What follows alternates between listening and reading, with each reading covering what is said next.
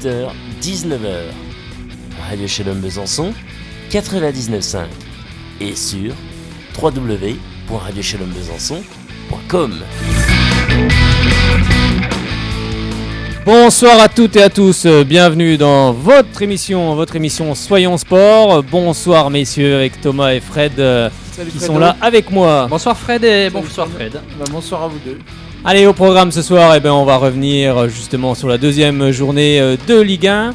On va également parler de la Ligue 2 avec une grosse page consacrée au Football Club Sochaux Montbéliard. Et on attend vos réactions à l'antenne au 03 81 50 67 51. Dès qu'on parlera bien sûr du club sochalien. On parlera également de la Ligue 2 en général. On parlera aussi de l'actualité régionale avec Fred qui nous a concocté une petite chronique, une grosse chronique même. Un copieux programme aujourd'hui. Oui, un copieux programme avec toutes les rencontres. On est en plein dans les matchs et la amicaux. reprise de National 2 ce week-end, il y a eu notamment. Oui, la reprise de National 2, la reprise de National 3 la semaine prochaine, on en parlera également. Il y aura des places à gagner, des places pour le match entre le Racing Besançon et l'US Saint-Vith. D'ailleurs, on remercie le Racing Besançon d'offrir aux auditrices et aux auditeurs des places pour cette rencontre. Donc, vous appelez et vous gagnez. C'est pas plus simple, hein, c'est pas compliqué. Eh bien, on se retrouve tout de suite.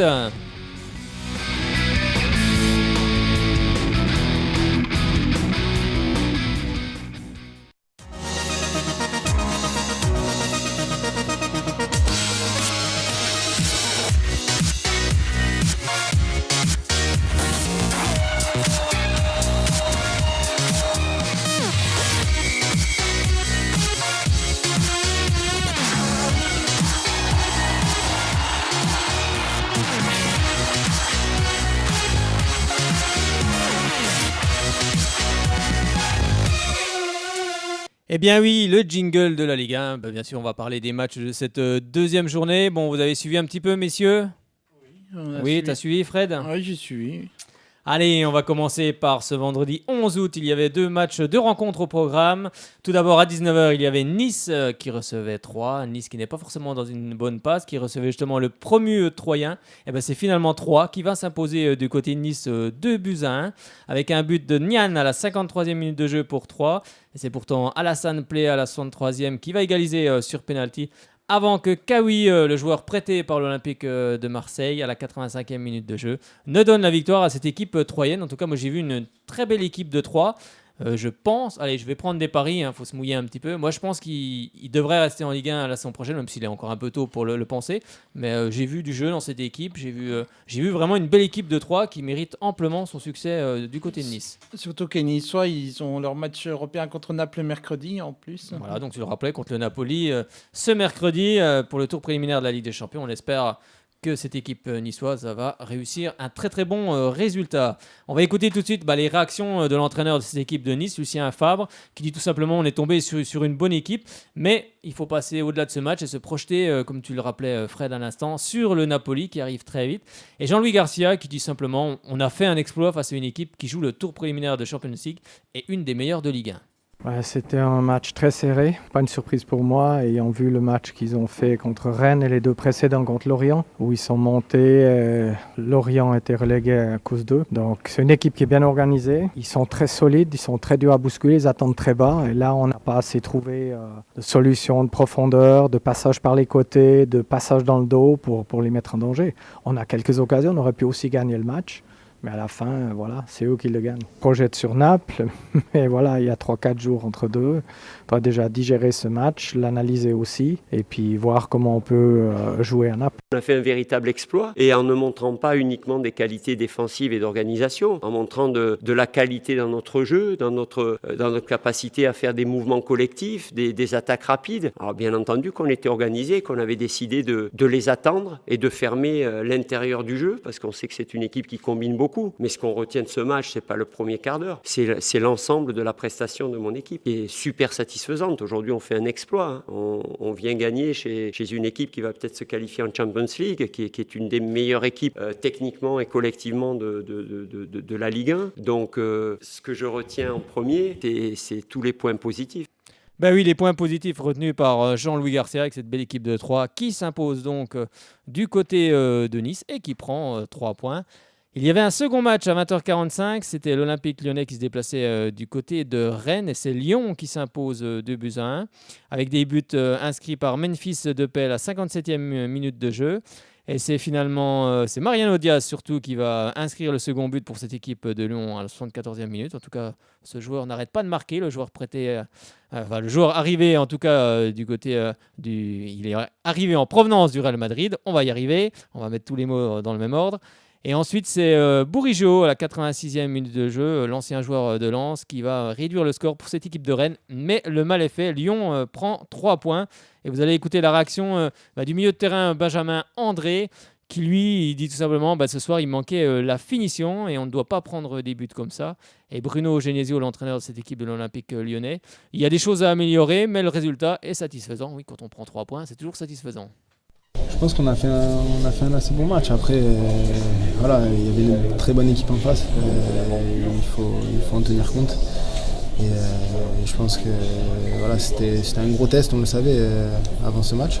Pas facile, mais c'est cette défaite qui prédomine cette déception. Il manque la finition. Je pense que si on est décisif aussi sur nos occasions, ça nous permet de souffler par moment. Et je vais dire même décisif dans les buts surface parce que ces 2 buts, on ne doit pas forcément les prendre. En tout cas pas sur ces occasions-là. Le plus important dans le football de haut niveau, ce sont les victoires. Donc je vais retenir en premier les 3 points. Ensuite, dans le contenu du match, il y a eu beaucoup de bonnes choses, que ce soit avec le ballon, mais aussi dans les moments difficiles où il a fallu gérer les attaques rennaises avec beaucoup de joueurs très rapides. Et je trouve que dans ce domaine-là aussi, il y a des enseignements très positifs à tirer de ce match, même si on a encore aussi des choses à améliorer, bien sûr. Et dans l'ensemble, c'est très satisfaisant. Eh bien oui, c'est pas satisfaisant, enfin c'est satisfaisant en tout cas pour l'Olympique lyonnais de Bruno Genesio, mais pas pour le Rennes de Christian Gourcuff. On passe cette fois-ci au match qui avait lieu ce samedi 12 août, qui comptait toujours pour la deuxième journée, avec à 17h l'Olympique de Marseille qui se déplaçait du côté de Nantes pour affronter l'équipe de Claudio Ranieri. Ranieri qui sortait d'une lourde défaite du côté de Lille face à El Loco et qui voulait en tout cas se reprendre. Avec un très bon gardien dans les cages de Nantes. C'est un nom roumain. Je vais avoir du mal à le prononcer, donc regardez, je vais essayer de le retrouver. C'est Tata Runsu. Je vais essayer de faire mieux. Allez, je vais essayer de le retrouver en attendant. Et c'est finalement Marseille qui s'impose 1-0, un but de Lucas Ocampos à la 87e minute de jeu. Avec une situation compliquée également pour Nantes qui a perdu également 3 joueurs à la 30e minute de jeu. Mais finalement, c'est Marseille qui s'impose avec justement les réactions de Claudio Ranieri qui dit tout simplement « On a fait un bon match avec les meilleures occasions ». Et Rudy Garcia, on a subi, mais Nantes aurait mérité d'égaliser également. Alors, juste le nom du gardien, c'est Tata Rounassou. Tata Rounassou, en tout cas Tata Roussanou, l'ancien gardien de la Fiorentina, qui va faire parler de lui parce que franchement, il a fait 9 ou 10 arrêts exceptionnels. Déjà en Italie, Rudy Garcia le connaît très bien parce qu'il a été l'entraîneur de l'AS Roma, donc il connaissait très bien ce gardien. Il en pense que du bien et c'est vrai que moi j'ai regardé un peu ce match et on a vu que c'était un excellent gardien. Il a plus de 100 matchs avec la Fiorentina. Oui, je pense que c'est dommage parce que les premières 30 minutes, Marseille jouait très bien, frappait beaucoup et Tataruzano fait bon parade. Mais après, je pense que nous avons fait un bon match. C'est la première fois en ma carrière que je change 3 joueurs les premières 20 minutes, c'est incroyable. Mais bien, l'équipe a joué avec le corps. Nous avons fait bonne action pour faire le but ou pour faire match nul. Mais la chance n'est pas bonne pour nous en ce moment. Oui, je ne sais pas parce que, le premier était l'épaule. Rangé et les autres 2 ont coupe à la cuisse et l'autre, c'est incroyable. C'est incroyable. Mais je veux que les autres qui ont entré, après 10 minutes, ont joué, ont fait bien. Les deuxièmes mi-temps étaient très, très bien. On a fait une bonne première période. On est tombé sur un Tata Roussanou des grands soirs, mais je le connais bien. Ce gardien, il était à la Fiorentina. Je l'ai joué une paire de fois. Il a toujours été excellent. Donc c'est une excellente acquisition pour le FC Nantes. Mais pour nous, ça l'était moins parce qu'on aurait dû ouvrir le score en première période et on l'a pas fait. Et du coup, on restait à la merci de l'envie nantaise, on va dire comme ça. Et et Dieu sait s'ils en avaient de l'envie, même si je les ai trouvés un petit peu, pas en plein doute, mais en doute. C'est ce que j'ai dit aux garçons à la mi-temps. Dans ces cas-là, il faut être capable, nous, d'hausser notre niveau et puis de marquer. Alors ce qu'on a fait, mais quand on a marqué, on a subi au moins 2 grosses occasions et je pense qu'ils auraient mérité d'égaliser. Bah oui, ils auraient mérité d'égaliser ces Nantais de Claudio Ranieri, mais ils n'ont pas égalisé. Deuxième défaite en 2 journées, avec aucun but inscrit. Donc ça va peut-être commencer à tousser du côté de Nantes, mais en tout cas, Claudio Ranieri reste un très grand entraîneur et il faut laisser un peu de temps, c'est comme tout. Il faut toujours laisser du temps aux choses pour former une équipe. On sait que Conceição avait fait du bon travail la saison dernière. Il est parti, maintenant il faut tout remettre en route. Allez, on passe du côté de Toulouse. Toulouse qui recevait Montpellier. Montpellier sans Riyad Boudbouz, parti du côté du Betis Séville. On lui souhaite bien sûr beaucoup de réussite avec le nouveau club espagnol. Et c'est finalement Toulouse qui va s'imposer 1-0 sur un penalty à la 43e minute de jeu, transformé par Jimmy Durmaz. Un penalty peut-être un petit peu sévère au goût de Michel Derzakarian. Voilà ce qu'il dit. Perdre sur un penalty pareil, c'est rageant. L'arbitre s'est trompé. Il a fait un bon match, mais sur cette situation-là, les duels comme celui-ci, il y en a 100 000 par week-end. On en sifflerait à tous les matchs. On a mieux maîtrisé le ballon avec Jérôme Roussillon, passé plus haut. C'est vrai qu'il a fait un très très bon match, Jérôme Roussillon. Il a eu d'ailleurs une occasion de but à la 87e minute de jeu, qui est parti un petit peu, son tir était un petit peu trop haut. Et le danger est venu de là. Alors, il est vrai qu'il déplore, voilà, c'est ce qu'il dit, je déplore notre première mi-temps qui n'a pas été bonne du tout. Toulouse a produit beaucoup de jeux directs, comme nous, mais a eu de meilleures situations. Et on va écouter Pascal Duprat, qui comprend tout à fait la réaction de Michel Derzakarian sur le penalty. Et il revient une nouvelle fois sur la pelouse du TFC. Voilà, pour lui, il ne comprend pas. Et il ne comprend pas surtout certains journalistes qui disent que c'est une bonne pelouse. Pour lui, c'est pas une bonne pelouse. Et on va l'écouter à l'instant. J'aime bien les matchs comme ça. Après, c'est dommage que je ne sois pas récompensé en fin de match. Mais bon, ça me plaît moi d'avoir plein de duels. Et voilà, surtout qu'on gagne, ça fait du bien par rapport à la semaine dernière où c'était un match frustrant à Monaco. Et voilà, il y a le public qui était présent, ils nous ont encouragés. Donc ça fait du bien dans la tête. Conteste le pénalty sifflé. Cette fois-ci, ça me sourit. Simplement lui dire que je le comprends. Certains d'entre vous avaient qualifié la pelouse d'excellente. Les 3 mois de répit lui ont fait du mal. J'ai du mal à piger, quoi. Je comprends pas. Pourquoi le terrain ici est si catastrophique? Bon, il faut lui répondre à Pascal Duprat. Pourquoi le terrain est si catastrophique à Toulouse? C'est quand même incroyable, mais c'est vrai qu'il n'a pas tort. Moi, j'ai vu l'état du terrain. C'est vrai que c'est pas bon, pas directement sur place. Je l'ai vu, bien sûr, à la télévision. Et c'est vrai que le terrain n'est pas de bonne qualité. Qui rénove un peu le terrain du stadium. Je me pose des questions. En cas de sécheresse, il y a souvent des arrêtés préfectoraux qui interdisent d'arroser les pelouses. Alors, j'espère que quand il y a des arrêtés, les clubs de foot également n'arrosent pas leurs pelouses. J'espère qu'ils respectent la loi. Je ne sais pas si c'était le cas à Toulouse. Attention, maintenant, les clubs vont prendre des pénalités si les pelouses ne sont pas si le terrain en tout cas n'est pas de bonne qualité. À partir de cette année, ils prennent des sanctions et peut-être que ça va faire que les pénalités vont être de plus en plus lourdes sans doute et ça va faire réagir peut-être les municipalités parce qu'il faut quand même savoir qu'en France, je crois que mis à part Auxerre qui doit posséder son stade, les autres stades ne sont pas la possession des clubs de football. Oui, mais quoi à part peut-être Lille. Je préfère mettre un bémol. Non, je crois que Lille c'est la ville aussi. Je préfère un terrain de mauvaise qualité mais que les clubs respectent la loi, à ne pas arroser les pelouses quand il y a des arrêtés préfectoraux plutôt qu'ils bravent la loi et qu'ils soient hors la loi et puis qu'ils aient des belles pelouses. C'est pareil pour tout le monde. Après, je sais pas pour Toulouse s'il y avait un arrêté. Je sais pas. Là, par contre, je ne peux pas répondre du tout. Allez, on passe du côté du promu Amiens qui était en Ligue 2 la saison dernière et qui recevait l'équipe d'Angers de Stéphane Moulin. Et c'est Angers qui s'impose 2-0. Des buts inscrits par l'ancien joueur de Bastia Enzo Crivelli à la 27e minute de jeu. Et Thomas Mangani à la 56e sur un magnifique lob. Le gardien sort, il se jette, il dégage. Mais ça revient sur Thomas Mangani qui lobe justement le portier de cette équipe d'Amiens. Et ça fait 2-0 pour cette équipe angevine. Et on va entendre la réaction de Kessouma Fofana, le joueur d'Amiens. C'est forcément pas une bonne opération, 0 points en 2 matchs, mais tout n'est pas à jeter pour lui et Stéphane Moulin. C'était important de gagner contre des équipes comme Amiens qui seront à la lutte avec nous pour le maintien. 2 matchs de défaite.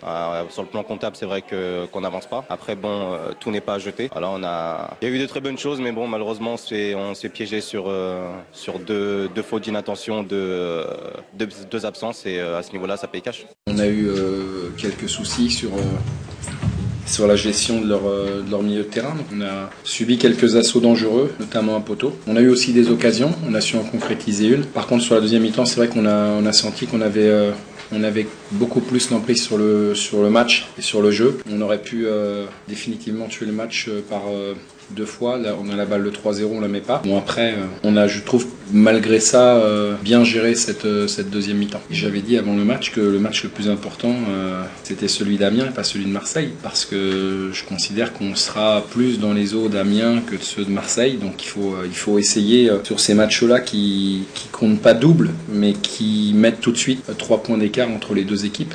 Et ce soir, c'est important d'avoir gagné, parce que c'est une première victoire à l'extérieur. On marque 2 buts, on n'en prend pas, donc ça reste pour nous une belle soirée. Ben oui, c'est une belle soirée pour Stéphane Moulin et ses hommes du côté d'Amiens, du côté du stade de la Licorne, avec ce succès. Bon, c'est vrai qu'Amiens, ça va être compliqué cette saison. C'est vrai que c'est une équipe qui n'était pas forcément programmée pour monter en Ligue 1. Elle était programmée déjà à la base pour le maintien en Ligue 2. Et là, elle se retrouve propulsée en Ligue 1 avec 2 tirs cadrés dans le match. Ça fait quand même peu, hein. Ça va être très compliqué pour cette équipe d'Amiens. On souhaite bien sûr beaucoup de courage à Christophe Pélissier et bien sûr à cette équipe d'Amiens qui en tout cas n'a absolument pas volé sa place en Ligue 1. Et on passe cette fois du côté de Bordeaux. Bordeaux qui devait réagir avec la première journée, un match nul, 2 buts partout à Angers. Une élimination en Coupe d'Europe face à Vidéoton. Hein. Je pense que ça va leur rester jusqu'à la fin de la saison, cette élimination. Et ils se sont bien repris en tout cas en battant cette équipe de Metz 2-0. Des buts de Valentin Vada à la 44e minute de jeu et un but de Younous Sankaré à la 64e minute, qui est l'homme fort de Bordeaux en ce début de saison, Younous Sankaré. Et on va entendre justement la réponse du milieu de terrain. Il dit tout simplement, on va se rappeler de l'élimination, j'en parlais à l'instant, face à Vidéoton, au moindre faux pas, on va nous en reparler. Et Philippe Inchberger qui dit tout simplement, on est bon jusqu'à 30 mètres des buts, on manque de percussion, on cherche à remplacer Ismaël Sarr parti à Rennes, mais ça se trouve pas dans la rue. Après, ouais, on a une réaction d'orgueil ce soir. Maintenant, on sait que ça va être traîné toute la saison. Au moindre faux pas, on va se rappeler de ça. Maintenant, nous, on a un groupe solide. On a un coach qui a la tête sur les épaules et qui nous rappelle à chaque fois que, voilà, match après match, il faut vivre avec ça, mais pas douter. Et c'est ce qu'on a fait ce soir. On a perdu du monde, hein. On a perdu notamment Sarr. Bon, mais après, il est parti, on va pas pleurer tous les jours. On cherche à le remplacer. C'est vrai que ce qu'on fait actuellement, et la semaine dernière contre Guingamp, notamment en première mi-temps, voilà, ça marche bien jusqu'à 30 mètres des buts. Après, il nous manque de la percussion sur les côtés pour pouvoir trouver des joueurs lancés, mettre des ballons devant le but. On est un petit peu trop prévisible, donc on a besoin, on cherche, hein, mais ça se trouve pas au coin de la... Bah oui, on cherche, comme le dit Philippe Inchberger, tous les clubs cherchent en ce moment l'oiseau rare. On cherche des renforts de partout, et à Metz, on cherche des joueurs capables de dynamiter les défenses arrivées aux 30 mètres. À 30 mètres, hein, ils sont bons jusqu'aux 30 derniers mètres, et après, il faut ces joueurs pour dynamiter les défenses adverses. Allez, on part du côté de Caen avec les supportrices et supporters de Caen qui ont rendu un très très bel hommage à Stéphane Paille dans cette rencontre, hein, l'ancien Sonchalien, Montpelliérain, Canet également, qui a joué dans beaucoup de clubs et qui nous a quittés hélas bien trop tôt. Et il y avait un très très bel hommage, donc merci en tout cas à eux. Allez, on passe cette fois-ci au match avec Saint-Étienne qui s'est imposé 1-0, un but de l'ex-bisontin Romain Amouma à la 67e minute de jeu. Mais ça suffit au bonheur d'Oscar Garcia. Et par contre, ce n'est pas très satisfaisant pour Patrice Garand. On va écouter la réaction de Rémi Vercoutre. On lui a posé la question de savoir si l'équipe cannaise avait lâché Patrice Garand. Vous allez entendre la réponse un peu sèche de Rémi Vercoutre, mais c'est toujours des questions que les joueurs n'aiment pas forcément entendre. Et Brian Dabo, qui lui, il explique un peu l'effet Oscar Garcia avec un jeu qui va tout le temps vers l'avant. Vous la posez, mais moi, alors, je suis très content que vous le souligniez. Je préfère que vous souligniez que ça ne se voit pas plutôt que vous posiez la question de cette manière-là, parce que, en tout cas, ça ne se pose pas au sein de notre équipe. En effet, c'est normal parce qu'il y a un nouveau coach qui arrive. Donc voilà, il a une nouvelle philosophie de jeu. Il essaye d'imprégner des préceptes. Donc là, pour l'instant, ça marche plutôt bien. Après, on va pas s'enflammer parce qu'on connaît le foot. Aujourd'hui, on gagne, on est les plus beaux. Demain, si on perd, on est les plus nuls. C'est vrai qu'on sent de l'application, on sent de la volonté, un pressing. Il y a une certaine qualité technique aussi qui est pas négligeable. On va vite vers l'avant parce qu'on a les joueurs pour. Et donc voilà. Donc oui, on peut dire effet Oscar Garcia, mais c'est tout le monde, c'est le staff, c'est les joueurs, c'est vraiment le club qui veut aller là-bas. Exactement, c'est le club qui veut aller là-bas, pardon. Quand on va vers l'avant, oui, c'est tout le monde. Faut que tout le monde tire dans le même sens pour que le train avance, hein, comme on pourrait faire une petite comparaison. Et le train avance bien du côté de Saint-Étienne avec cette victoire 1-0 du côté du Stade Malherbe. Allez, on passe cette fois-ci à une autre rencontre avec le champion de France de Ligue 2, Strasbourg, défait à Lyon la semaine dernière avec une sévère défaite 4-0 et qui devait se reprendre face à Lille qui sortait d'un bon match contre Nantes. Et bien, c'est finalement Strasbourg qui va s'imposer 3-0 avec des buts de Jonas Martin qui est du coin, hein, c'est ça Fred, hein, toi qui connais tout, Jonas Martin. Ah, tu devrais savoir là quand même. Je te pose une colle. Jonas Martin, regarde sur Wikipédia, tu regarderas d'où il est. Hein, d'accord? Puis tu me redis ça. Allez, regarde ça. Jonas Martin à la 74e minute de jeu. Le Belfortin Dimitri Liénard à la 82e sur penalty. Et c'est ensuite Jérémy Grimm qui clôture la marque pour cette équipe strasbourgeoise à la 88e minute de jeu. Et le Loco a dû se lever pas mal de fois de sa glacière. Il a eu quelques petits soucis avec le gardien. Il a dû changer deux fois. Exactement. Comme Nantes, ils ont dû changer 3 fois de joueur avec la blessure de Thiago Mendes qui s'est blessé aussi gravement apparemment. Et vas-y. L'expulsion du gardien de Lille. C'est vrai. Qui a fait une grosse bêtise en envoyant le ballon sur la tête d'un Nantais. C'est vrai. D'un Nantais. Ouais. C'est Strasbourg, non, là. Strasbourg, je vois, pardon. Ah là là, il confond. Il a c'est pareil, c'est à côté. Voilà, c'est à côté. C'était le match d'avant, c'était le match de la semaine dernière, ça. Sur la tête d'un Strasbourgeois. Voilà, c'est ça. Et puis voilà. Et puis c'est Strasbourg qui va s'imposer 3-0. On va entendre la réaction d'El Loco qui dit tout simplement il y a beaucoup de situations à gérer, bien évidemment, avec ces 3 joueurs. Ces sorties prématurées de ces 3 joueurs, mais cela n'explique pas la défaite. Thierry Lauré, l'entraîneur de Strasbourg, qui lui dit tout simplement on a profité de la situation, mais on veut garder cette dynamique. Si bien hubo muchas situaciones imprevistas que resolver, il y a eu beaucoup de situations imprévues à résoudre. No creo que la justificación de la derrota Je ne crois pas que la justification de la défaite pase por estas situaciones inesperadas. Passe par ces situations inespérées. On a profité de la situation, on va pas s'enflammer parce que c'est vrai que pour certains on a gagné parce que Lille était à 10. Mais moi j'ai essayé de regarder le match objectivement tant qu'on était à 11 contre 11 et j'ai vu une équipe qui dominait une autre équipe. Ce soir, voilà, on a fait ce qu'il fallait pour faire un match qui tienne la route. Non, qu'on s'est montré presque qu'on était capable de le faire. Il est évident qu'on veut rester dans cette dynamique-là, mais on va avoir 2 matchs difficiles qui vont arriver. On va à Montpellier, on va à Guingamp, ça va être des matchs très compliqués. Mais on sait aussi que voilà, on est capable de le faire.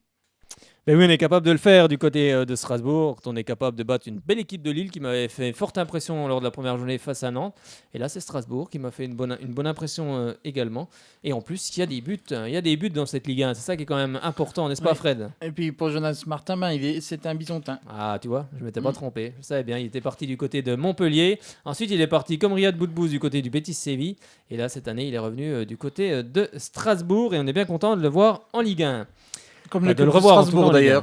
Comment comme l'équipe strasbourgeoise, ça fait plaisir que la Méno retrouve la Ligue 1. Oui, c'est vrai. Après presque 10 ans d'absence.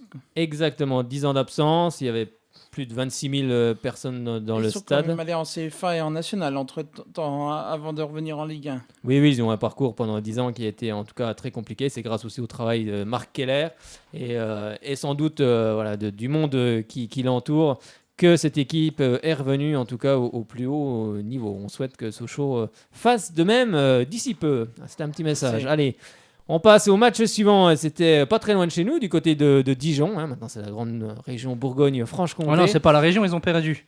Oui. Ce serait la région s'ils avaient gagné. Oui, c'est ça. On peut le voir aussi comme ça. Ouais, on peut le voir comme on ça. verra au prochain match. Allez, c'est Monaco qui se déplaçait du côté de Dijon. Et Dijon qui avait été déjà défait la semaine dernière à Marseille 3-0 et qui devait se reprendre, mais on sait que Monaco, c'est compliqué. Et c'est Monaco qui va s'imposer 4-1 avec un premier but dès la 3e minute de jeu de Radamel Falcao. Il ne fallait pas être en retard du côté du stade Gaston Gérard. Et c'est ensuite Jemerson à la 25e minute de jeu. Alors messieurs, si vous n'avez pas vu le but, revoyez-le. Sur un corner, il fait un retourné en pleine surface. Magique, un superbe but. Et ensuite Falcao, 37e et 51e, qui marque un triplé et qui repart donc avec le ballon du match.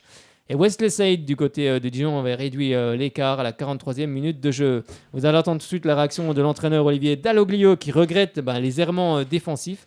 C'est vrai que prendre 7 buts en 2 matchs, il y a sans doute de gros errements dans la défense. Et Falcao qui dit tout simplement « Je veux rester à Monaco ». Donc on savait quand même que c'était un point fort de leur attaque, qui marquait beaucoup là-dessus, mais de prévenir des fois ça suffit pas. Non, je regrette vraiment ces passages-là.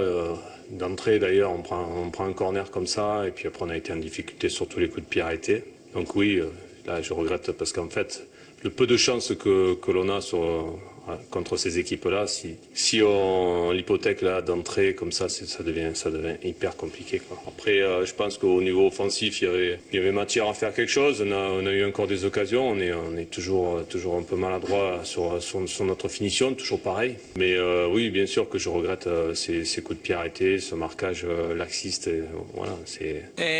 Oui, on a perdu un joueur très important, mais je crois que le club, les misters et tout, on a travaillé pour prendre de bons joueurs et le plus important sont les joueurs qui restent. On a travaillé beaucoup tous ensemble, on est très forts et on continue avec la même ambition que l'année dernière. Oui, je suis très content ici et je veux rester. Et je crois que cette année on peut faire encore une grande saison.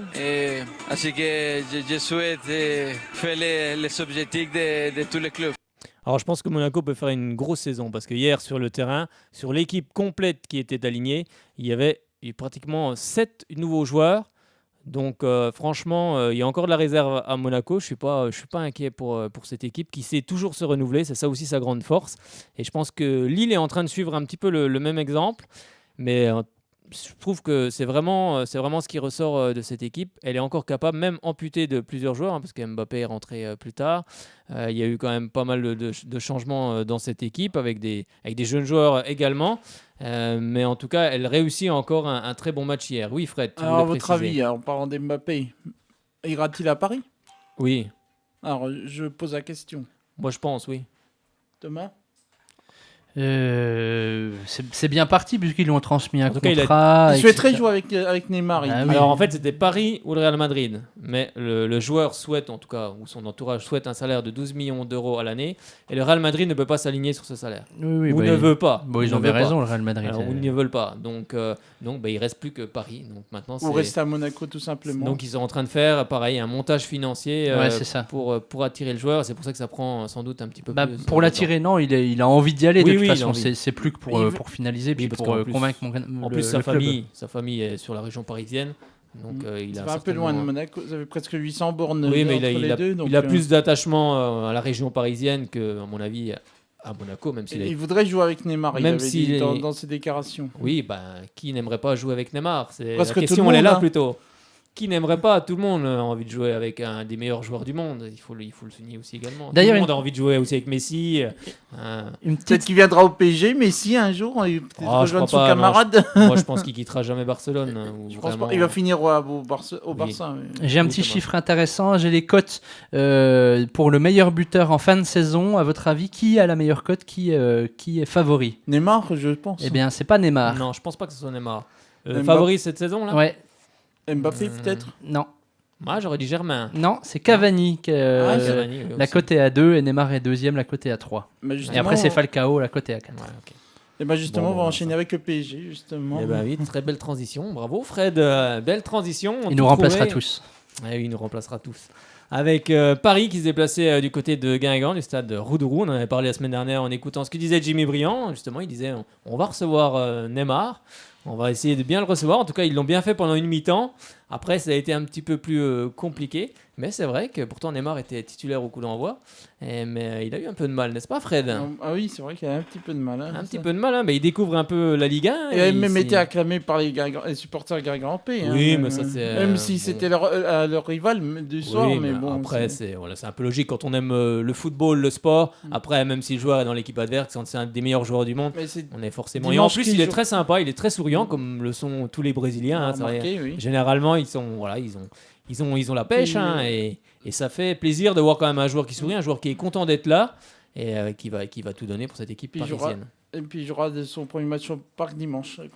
Et oui, il va jouer son premier match au Parc et ça va être en tout cas sympa pour je pense qu'il y aura une belle ovation à son arrivée, je pense. Oui, bah après je pense qu'il va être bien accueilli dans tous les stades en France.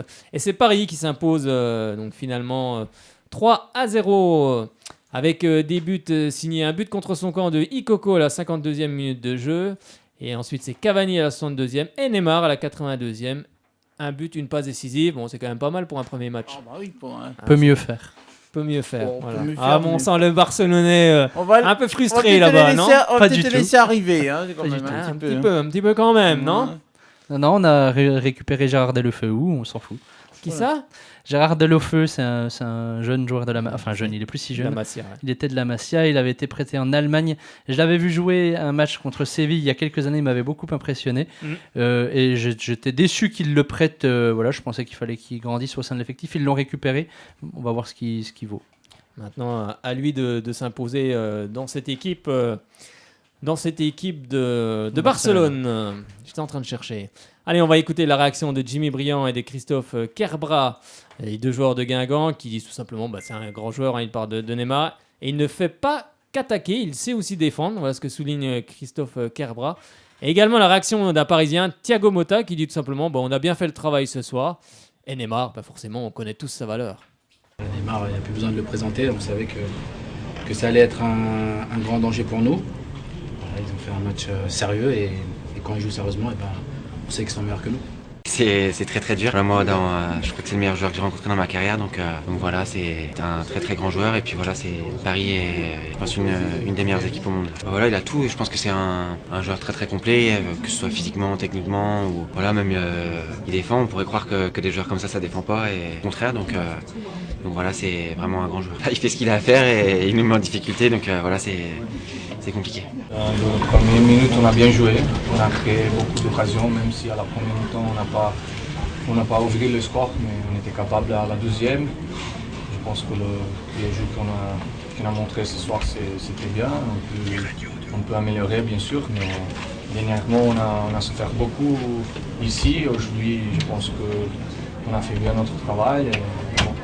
J'espère qu'on va continuer comme ça. C'est juste le début de la saison et on espère qu'on peut continuer dans ce niveau et encore monter notre niveau. C'est un joueur différent. Il n'y a pas besoin que moi je le dise. On voit tous les jours. On a vu déjà quand il était dans l'équipe du Brésil, quand il était au Barça. Avec sa qualité, bien sûr, ça nous aide beaucoup. Nous, on est là pour créer des occasions et lui donner le ballon à un bon moment. Et après, il est capable de faire la passe. Il est capable de combiner avec ses coéquipiers, il est capable de marquer aussi. Et on est content de l'avoir avec nous. Je pense que tous, on doit être content d'avoir le privilège de pouvoir jouer avec et le voir chaque semaine jouer dans le championnat français. Oui, on espère que les joueurs parisiens sont contents de jouer avec lui. Et lui, on est content en tout cas de le voir sur les pelouses de la Ligue 1. Et on passe au classement justement avec Lyon qui est premier avec 6 points. Deuxième, le Paris Saint-Germain, 6 points. Troisième, Monaco, 6 points. Et 4e et 5e, Marseille et Saint-Etienne avec 6 points. Et en bas de classement, on retrouve Nantes 18e, 0 points. Amiens 19e, 0 points. 20e, Dijon, 0 points. Mais en fait, de la 15e place, donc de Nice jusqu'à Dijon, toutes les équipes sont à 0 points. On parle des buteurs avec Falcao en tête avec 4 buts. Mariano Diaz de Lyon avec 3 buts. Et Younous Sankaré de Bordeaux avec 2 buts. La troisième journée aura lieu le vendredi 18 août avec le vendredi 18 août, Metz recevra Monaco à 20h45. Le samedi, poursuite de la 3e journée avec à 17h, Lyon recevra Bordeaux. Strasbourg ira du côté de Montpellier, ça se passera à 20h. Troyes recevra Nantes à 20h. Nice-Guingamp, Saint-Étienne-Amiens, Rennes-Dijon et ce dimanche. Lille recevra Caen à partir de 15h. Marseille-Angers à 17h. Et le match de cette 3e journée, pour le match de clôture en tous les cas, Paris Saint-Germain recevra Toulouse à partir de 21h. Eh bien, on a terminé pour cette Ligue 1. On va bien sûr attaquer maintenant la Ligue 2 et la page consacrée à votre club, au Football Club Sochaux-Montbéliard.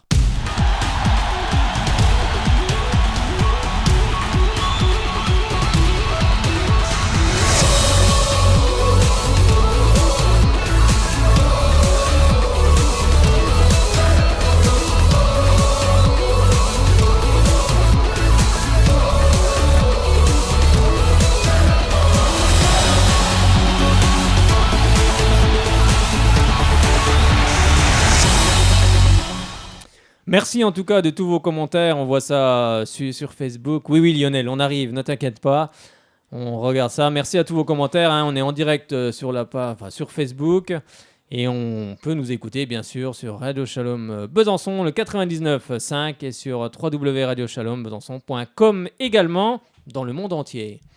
Allez, on va écouter tout de suite le résumé de ce match entre Sochaux-Lens. Sochaux qui s'est imposé 3-2. Et on en reparle juste après avec vous, toutes et tous, au 03 81 50 67 51. Venez vous exprimer, venez nous dire ce que vous avez pensé de cette rencontre, ce que vous pensez de la saison sochalienne qui vient de débuter, de l'entraîneur, enfin de tout ce que vous voulez. On est là, on en discute. À tout de suite. Très belle affiche entre Sochaux et Lens, des Sochaliens qui ont bien commencé leur saison en Dominos Ligue 2, une victoire et un nul. Ce n'est pas le cas du Racing Club de Lens qui a déjà perdu ses 2 premières rencontres. Les Lensois se sont rassurés en gagnant au premier tour de la Coupe de la Ligue 2 contre l'AC Ajaccio. Il leur faut maintenant inscrire leur premier point en championnat. Ce sera avec Dusan Svetinovic pour capitaine. Jimon Koukou, John Bostock, Abdelrafik Gérard, Christian Lopez, Zoubir et Fortuné sont également titulaires. Madri est lui blessé pour un bon moment. Et la dernière recrue, Clément Chantôme, prêté par le Stade Rennais, n'est pas prêt pour jouer ce match. Et les premiers en action, ce sont les joueurs locaux, les Sochaliens, avec Michael Alphonse pour le centre en retrait. La frappe est contrée, mais ça revient sur Adolphe Tekeu. Il a fallu attendre la 40e minute pour voir une occasion nette et ça fait but avec l'international camerounais, vainqueur de la CAN l'année dernière. Adolphe Tekeu qui reprend cette balle à bout portant. Un but très important car Sochaux prend l'avantage à quelques minutes de la mi-temps. 1-0, c'est le score à la pause. Une équipe de Sochaux avec Tekeu titulaire, mais également Johan Tousgar, Sofiane Daham, Florian Tardieu le capitaine, El Adjiba ou encore Aldo Kaloulou. Il y a beaucoup d'arguments dans cette équipe et Florian Martin porte le score à 2-0 à la 55e minute. Les Sochaliens ont déjà mis de côté leur défaite 3-1 à Valenciennes au premier tour de la Coupe de la Ligue quelques jours auparavant. Ils sont en train de se détacher dans ce match. Fanny Atsima, longtemps blessé, est de retour sur le banc. Ce n'est pas le cas de Moussa Sao, toujours blessé. N'empêche pas les joueurs de Peter Zeidler de dérouler un bon football. Florian Martin pour le centre, ça se transforme en tir. Et le but de Martin, il ne l'a pas fait exprès, mais ça lui offre un doublé à la 64e minute. Et même s'il ne l'a pas voulu, le but n'en est pas moins magnifique. 3-0 pour Sochaux. Lens en grande difficulté, réussit tout de même à réduire l'écart à la 74e minute grâce à Ivan Lendrich. Il reste encore un quart d'heure aux Lensois pour essayer de se relancer et de revenir. Il n'y a plus que 3-1. Et les 100 et or avec ce maillot foncé à l'extérieur qui attaque le ballon dans la surface. Et un contact qui va occasionner une faute et un pénalty à Maury Dolleru désigne ce point de pénalty. Christian Lopez qui s'élance et qui marque la réduction de l'écart à nouveau. Il n'y a plus que 3-2 pour Sochaux. Le but important de Christian Lopez. Et Lens qui essaye de revenir dans les tout derniers instants pour égaliser à 3 partout. Mais il n'y aura pas de 3e but, 3e défaite en 3 matchs pour les Lensois. Sochaux s'impose 3-2. Eh oui, Sochaux s'impose 3-2 alors que Sochaux menait 3-0 avec des buts d'Adolphe Tekeu 40e, Florian Martin 55e et 64e avec un dernier but où sans doute il voulait centrer, mais c'est pas grave, ça finit au fond, donc il n'y a pas de problème. C'était un peu tendu la première mi-temps aussi. Oui, c'était un peu tendu avec Adolphe Tekeu, oui, il faut un petit peu qu'il se calme parce qu'il avait déjà pris un jaune. Moi j'ai bien cru qu'il n'allait pas finir la partie. Il a failli prendre un second rouge. En fait c'est des joueurs... Un deuxième jaune tu veux dire. Oui, un deuxième jaune, pardon, qui correspond à un rouge bien sûr. Et puis ensuite, c'est les joueurs qui ont 21 ans qui sont venus le calmer. Donc, pourtant, c'est un joueur d'expérience qui a 27 ans. Eh bien, on va en parler tout de suite avec Lionel qui nous a appelé. Lionel, fidèle supporter des Jaunes et Bleus. Bonsoir Lionel. Salut Fred. Comment ça va ? Bonjour à toute l'équipe. Ça va, Fred? Ça va bien? Ça va quand tu gagnes, hein? Bah oui, quand on gagne, ça va mieux. Faudra confirmer à Nancy, quoi. Hein?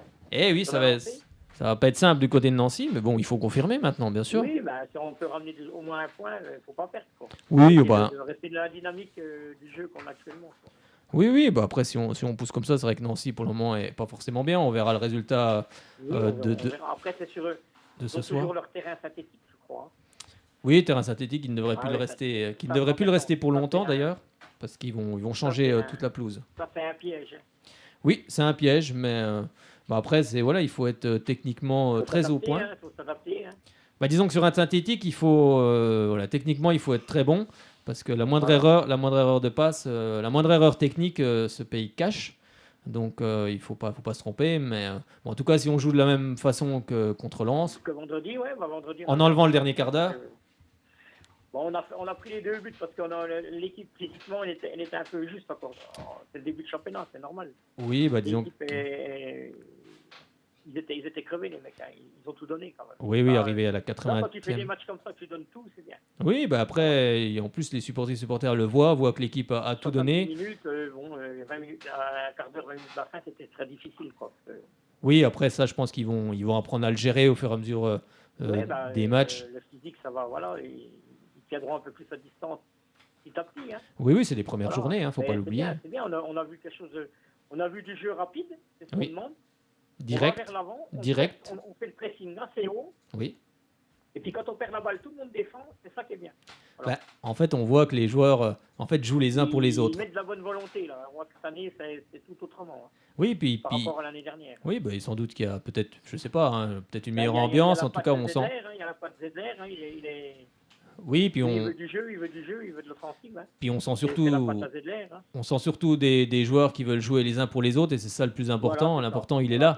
Quand tu veux jouer pour ton copain, bah, tu lui fais une belle passe pour qu'il soit. Puis les jeunes, pour l'instant, je suis agréablement surpris parce qu'ils sont à la hauteur. Bah oui, il n'y a pas de raison. Ils sont à la hauteur et puis quand on pense qu'il y a encore un Andrea Sima sur le banc, il y a encore tout ça, Maïté qui n'est pas tout à fait prêt, Bakayoko, donc et bah justement, il y a de l'espoir quand même.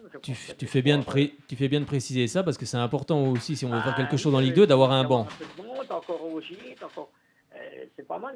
Oui, on a un banc. De toute façon, si on veut finir dans les premiers, au moins accrocher, moi je le dis bien, au moins accrocher comment on appelle ça, les playoffs, ça serait pas mal déjà. Oui, bah, de toute façon, après, il faut prendre les matchs. C'est possible, après, si on finit déjà mieux que l'année dernière. Ah, bien sûr, hein, tout est possible. Quand on voit l'année dernière qui est montée, tout est possible. Amiens est monté. Moi, je veux à domicile faire du jeu. Voilà. Les mecs, il faut rien qu'ils regrettent. Exactement. Maillot, rien qu'ils regrettent. Voilà. Là, d'accord. Là, on est d'accord. Oui, voilà, il faut absolument rien regretter. Il faut prendre les matchs les uns derrière les autres, gagner le plus de matchs possible, ne pas se poser de questions. On a vu encore un grand Martin. Hein. Ah bah Martin, c'est l'élément moteur. C'est lui qui donne le tempo. Hein. C'est l'élément. C'est l'élément moteur, c'est l'élément technique. Ah oui, c'est l'élément moteur. C'est la touche technique. Voilà, c'est le joueur, c'est la pièce maîtresse du FCSM. Il est mieux que sur un côté. Hein. Il est un peu libre au milieu de terrain. Oui, exactement. Donc il peut aussi bien aller à gauche, à droite. Il est libre. C'est l'électron libre, c'est ça. Et en plus, il claque 2 buts. Quand il faut frapper, ou voilà. Puis en plus, il a un pied gauche magique. Il a un pied gauche magique, hein, la balle lui colle au pied. Hein. Même si le deuxième but, sur le deuxième but, il a beaucoup de réussite, mais ça finit au fond. Donc la réussite, nous, on la prend. On la prend, la réussite. Donc, non, ça. Oui, parce que ça va, je crois qu'il la centre trop long, puis en fait, il lobe le gardien, il est un peu avancé. Oui, il veut la rabattre, mais bon, son pied s'ouvre un petit peu, mais ça finit au fond. En tout cas, moi, des buts comme ça, j'en veux tous les week-ends. Hein. Le premier but, il y en a qui auraient tiré comme des... Exactement. Et bien justement, lui, il a placé la balle du plat du pied. Tu fais bien de préciser ce premier but parce qu'il est plein d'intelligence en tout cas parce que comme tu le rappelles. Martin, il cadre tout ce ballon. Hein. Non mais comme tu le rappelles, c'est vrai qu'il y a beaucoup de joueurs qui auraient mis une mine ou une sacoche. Elle serait partie entre les poteaux de rugby, mais là en fait c'est très intelligent. Il a ajusté sa balle juste ce qu'il fallait. Le centre est magnifique. Exactement. Donc ça s'appelle c'est un joueur intelligent. Du jeu, on a été bon. Ouais, on a été bon. On a fait le job. On a été bon. Après il faut c'est sur la durée qu'il faudra reproduire en tout cas ce genre de match. C'est bien, on a pris 7 points, c'est ce qu'il fallait. Voilà. On n'a pas perdu encore, il faut continuer. Oui, non, c'est un challenge aussi de ne pas perdre. Hein. Après, on sait qu'on ne gagnera pas tous les matchs. Il y a des matchs qu'on perd. Oui, mais bon, si... Le lot de toutes les équipes. Le but pour le moment, c'est de ne pas perdre. Hein. Voilà, c'est le challenge aussi. Hein. L'équipe est invaincue. L'entraîneur, c'est un gagnant. L'entraîneur qu'on a, c'est un gagnant. Oui, bah après il faut. Si c'est la Il n'est pas défaitiste. Il pousse son équipe vers le haut. Hein. Oui, il la pousse tout le temps. C'est vrai. C'est un autre style. Tout le temps. On le voit on le voit, il est tout le temps debout, il est tout le temps dehors du banc et puis vas-y. Il pousse son équipe, c'est ça, voilà, c'est ça qu'on voulait. Quoi. Oui, c'est un autre style de jeu. Après, il faut aussi que les joueurs adhèrent. Et puis, apparemment, pour le moment, ça se passe très bien. Tout le monde adhère au jeu de Peter Zedler, c'est bien. Après, je pense qu'il va travailler maintenant. Je pense que comme un entraîneur n'est jamais satisfait, il va travailler sur les 10 dernières minutes et ses 2 buts encaissés. Ça va être ça, à mon avis, son programme de la semaine, je suppose. De revenir un petit peu là-dessus, mais bon, les joueurs en tout cas ont tout donné, le public l'a senti, le public a poussé en tout cas, et c'est ce qu'il faut faire dans ces moments-là, parce que l'équipe, elle a besoin de son public justement dans ces moments où elle est un peu moins à l'aise, où ça va un peu moins bien, pour tenir justement, pour tenir à Bonal, et c'est ça qui est en tout cas important, et c'est ça qui a été sympa en tout cas de suivre. Ouais. Bon, bah écoute Lionel, merci en tout cas de ton appel, et puis... toute ton équipe. Hein merci bien, et puis t'appelles quand tu veux, tu es chez toi. Voilà. Oui, après il y a des fois c'est mieux quand les gens peuvent pas appeler, on appelle. Voilà, s'il y en a certains qui nous écoutent puis qui ils peuvent pas toujours appeler, ils souhaitent être rappelés, il n'y a pas de souci. Je vais me mettre en direct, je vais écouter ton émission. Voilà. Il n'y a pas de problème, on est là, on ne bouge pas, on est là avec Fred qui s'endort, mais Fred toujours il s'endort bien. Voilà. Par contre au match il s'endort pas là, je l'entends crier depuis ma place là. Bah non, il s'endort pas, il est sur Tinder là. Ah oui, c'est ça. Devant les kebabs non plus, kebab frites, il s'endort pas. Avec la petite bière. Ah ben merci Lionel, on te souhaite une... Un bon vivant, c'est bien. Ben oui, il faut... Aussi, hein, à toute votre équipe. Merci Lionel, merci à toi. Lionel. Bonne soirée, à bientôt Lionel. Bonne soirée, à bientôt.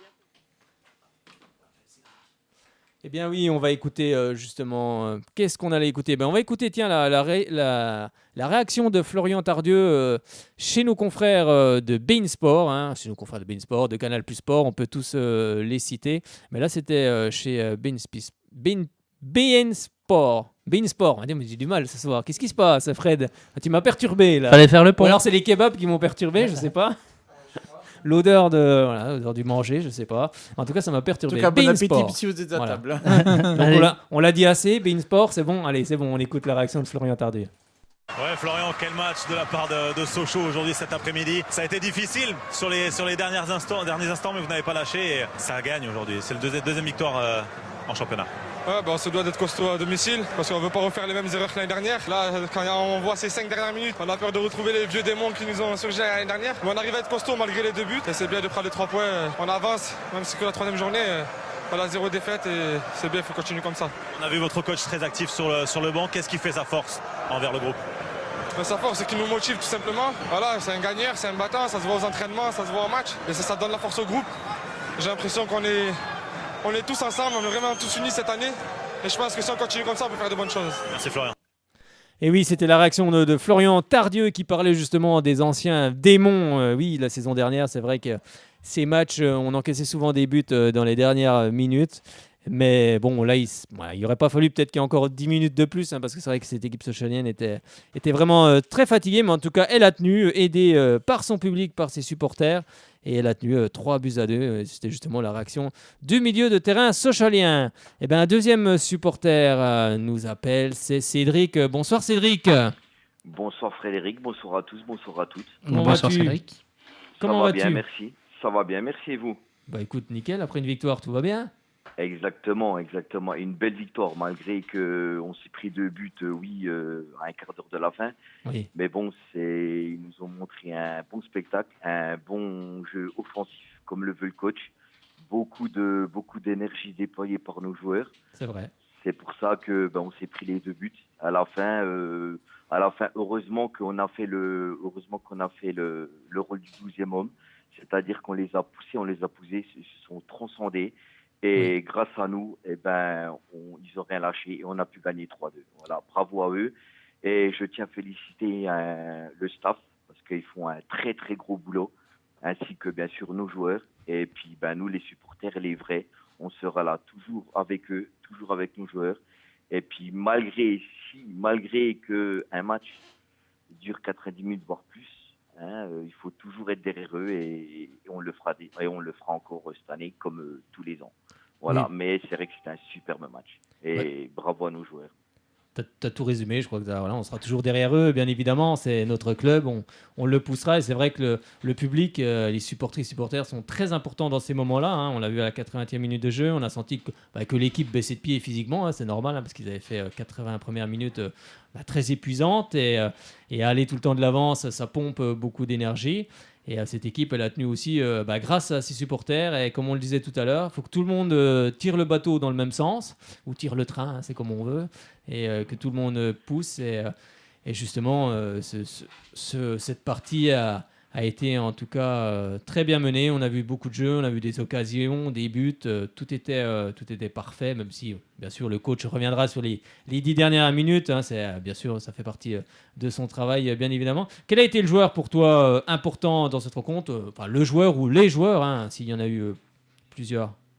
Pour moi important, bon déjà je tenais à dire que malheureusement c'était mon premier match au Stade Bonal parce que j'étais parti en vacances en Espagne. Oui, comme beaucoup de Et gens. pour moi, ouais, avec le beau temps et je veux dire le match qu'on a vu, pour moi, il m'a mis du baume au cœur parce que je me suis dit même s'il fait pas beau ici, c'est pas grave, au moins on a vu une victoire et franchement ça m'a réchauffé le cœur.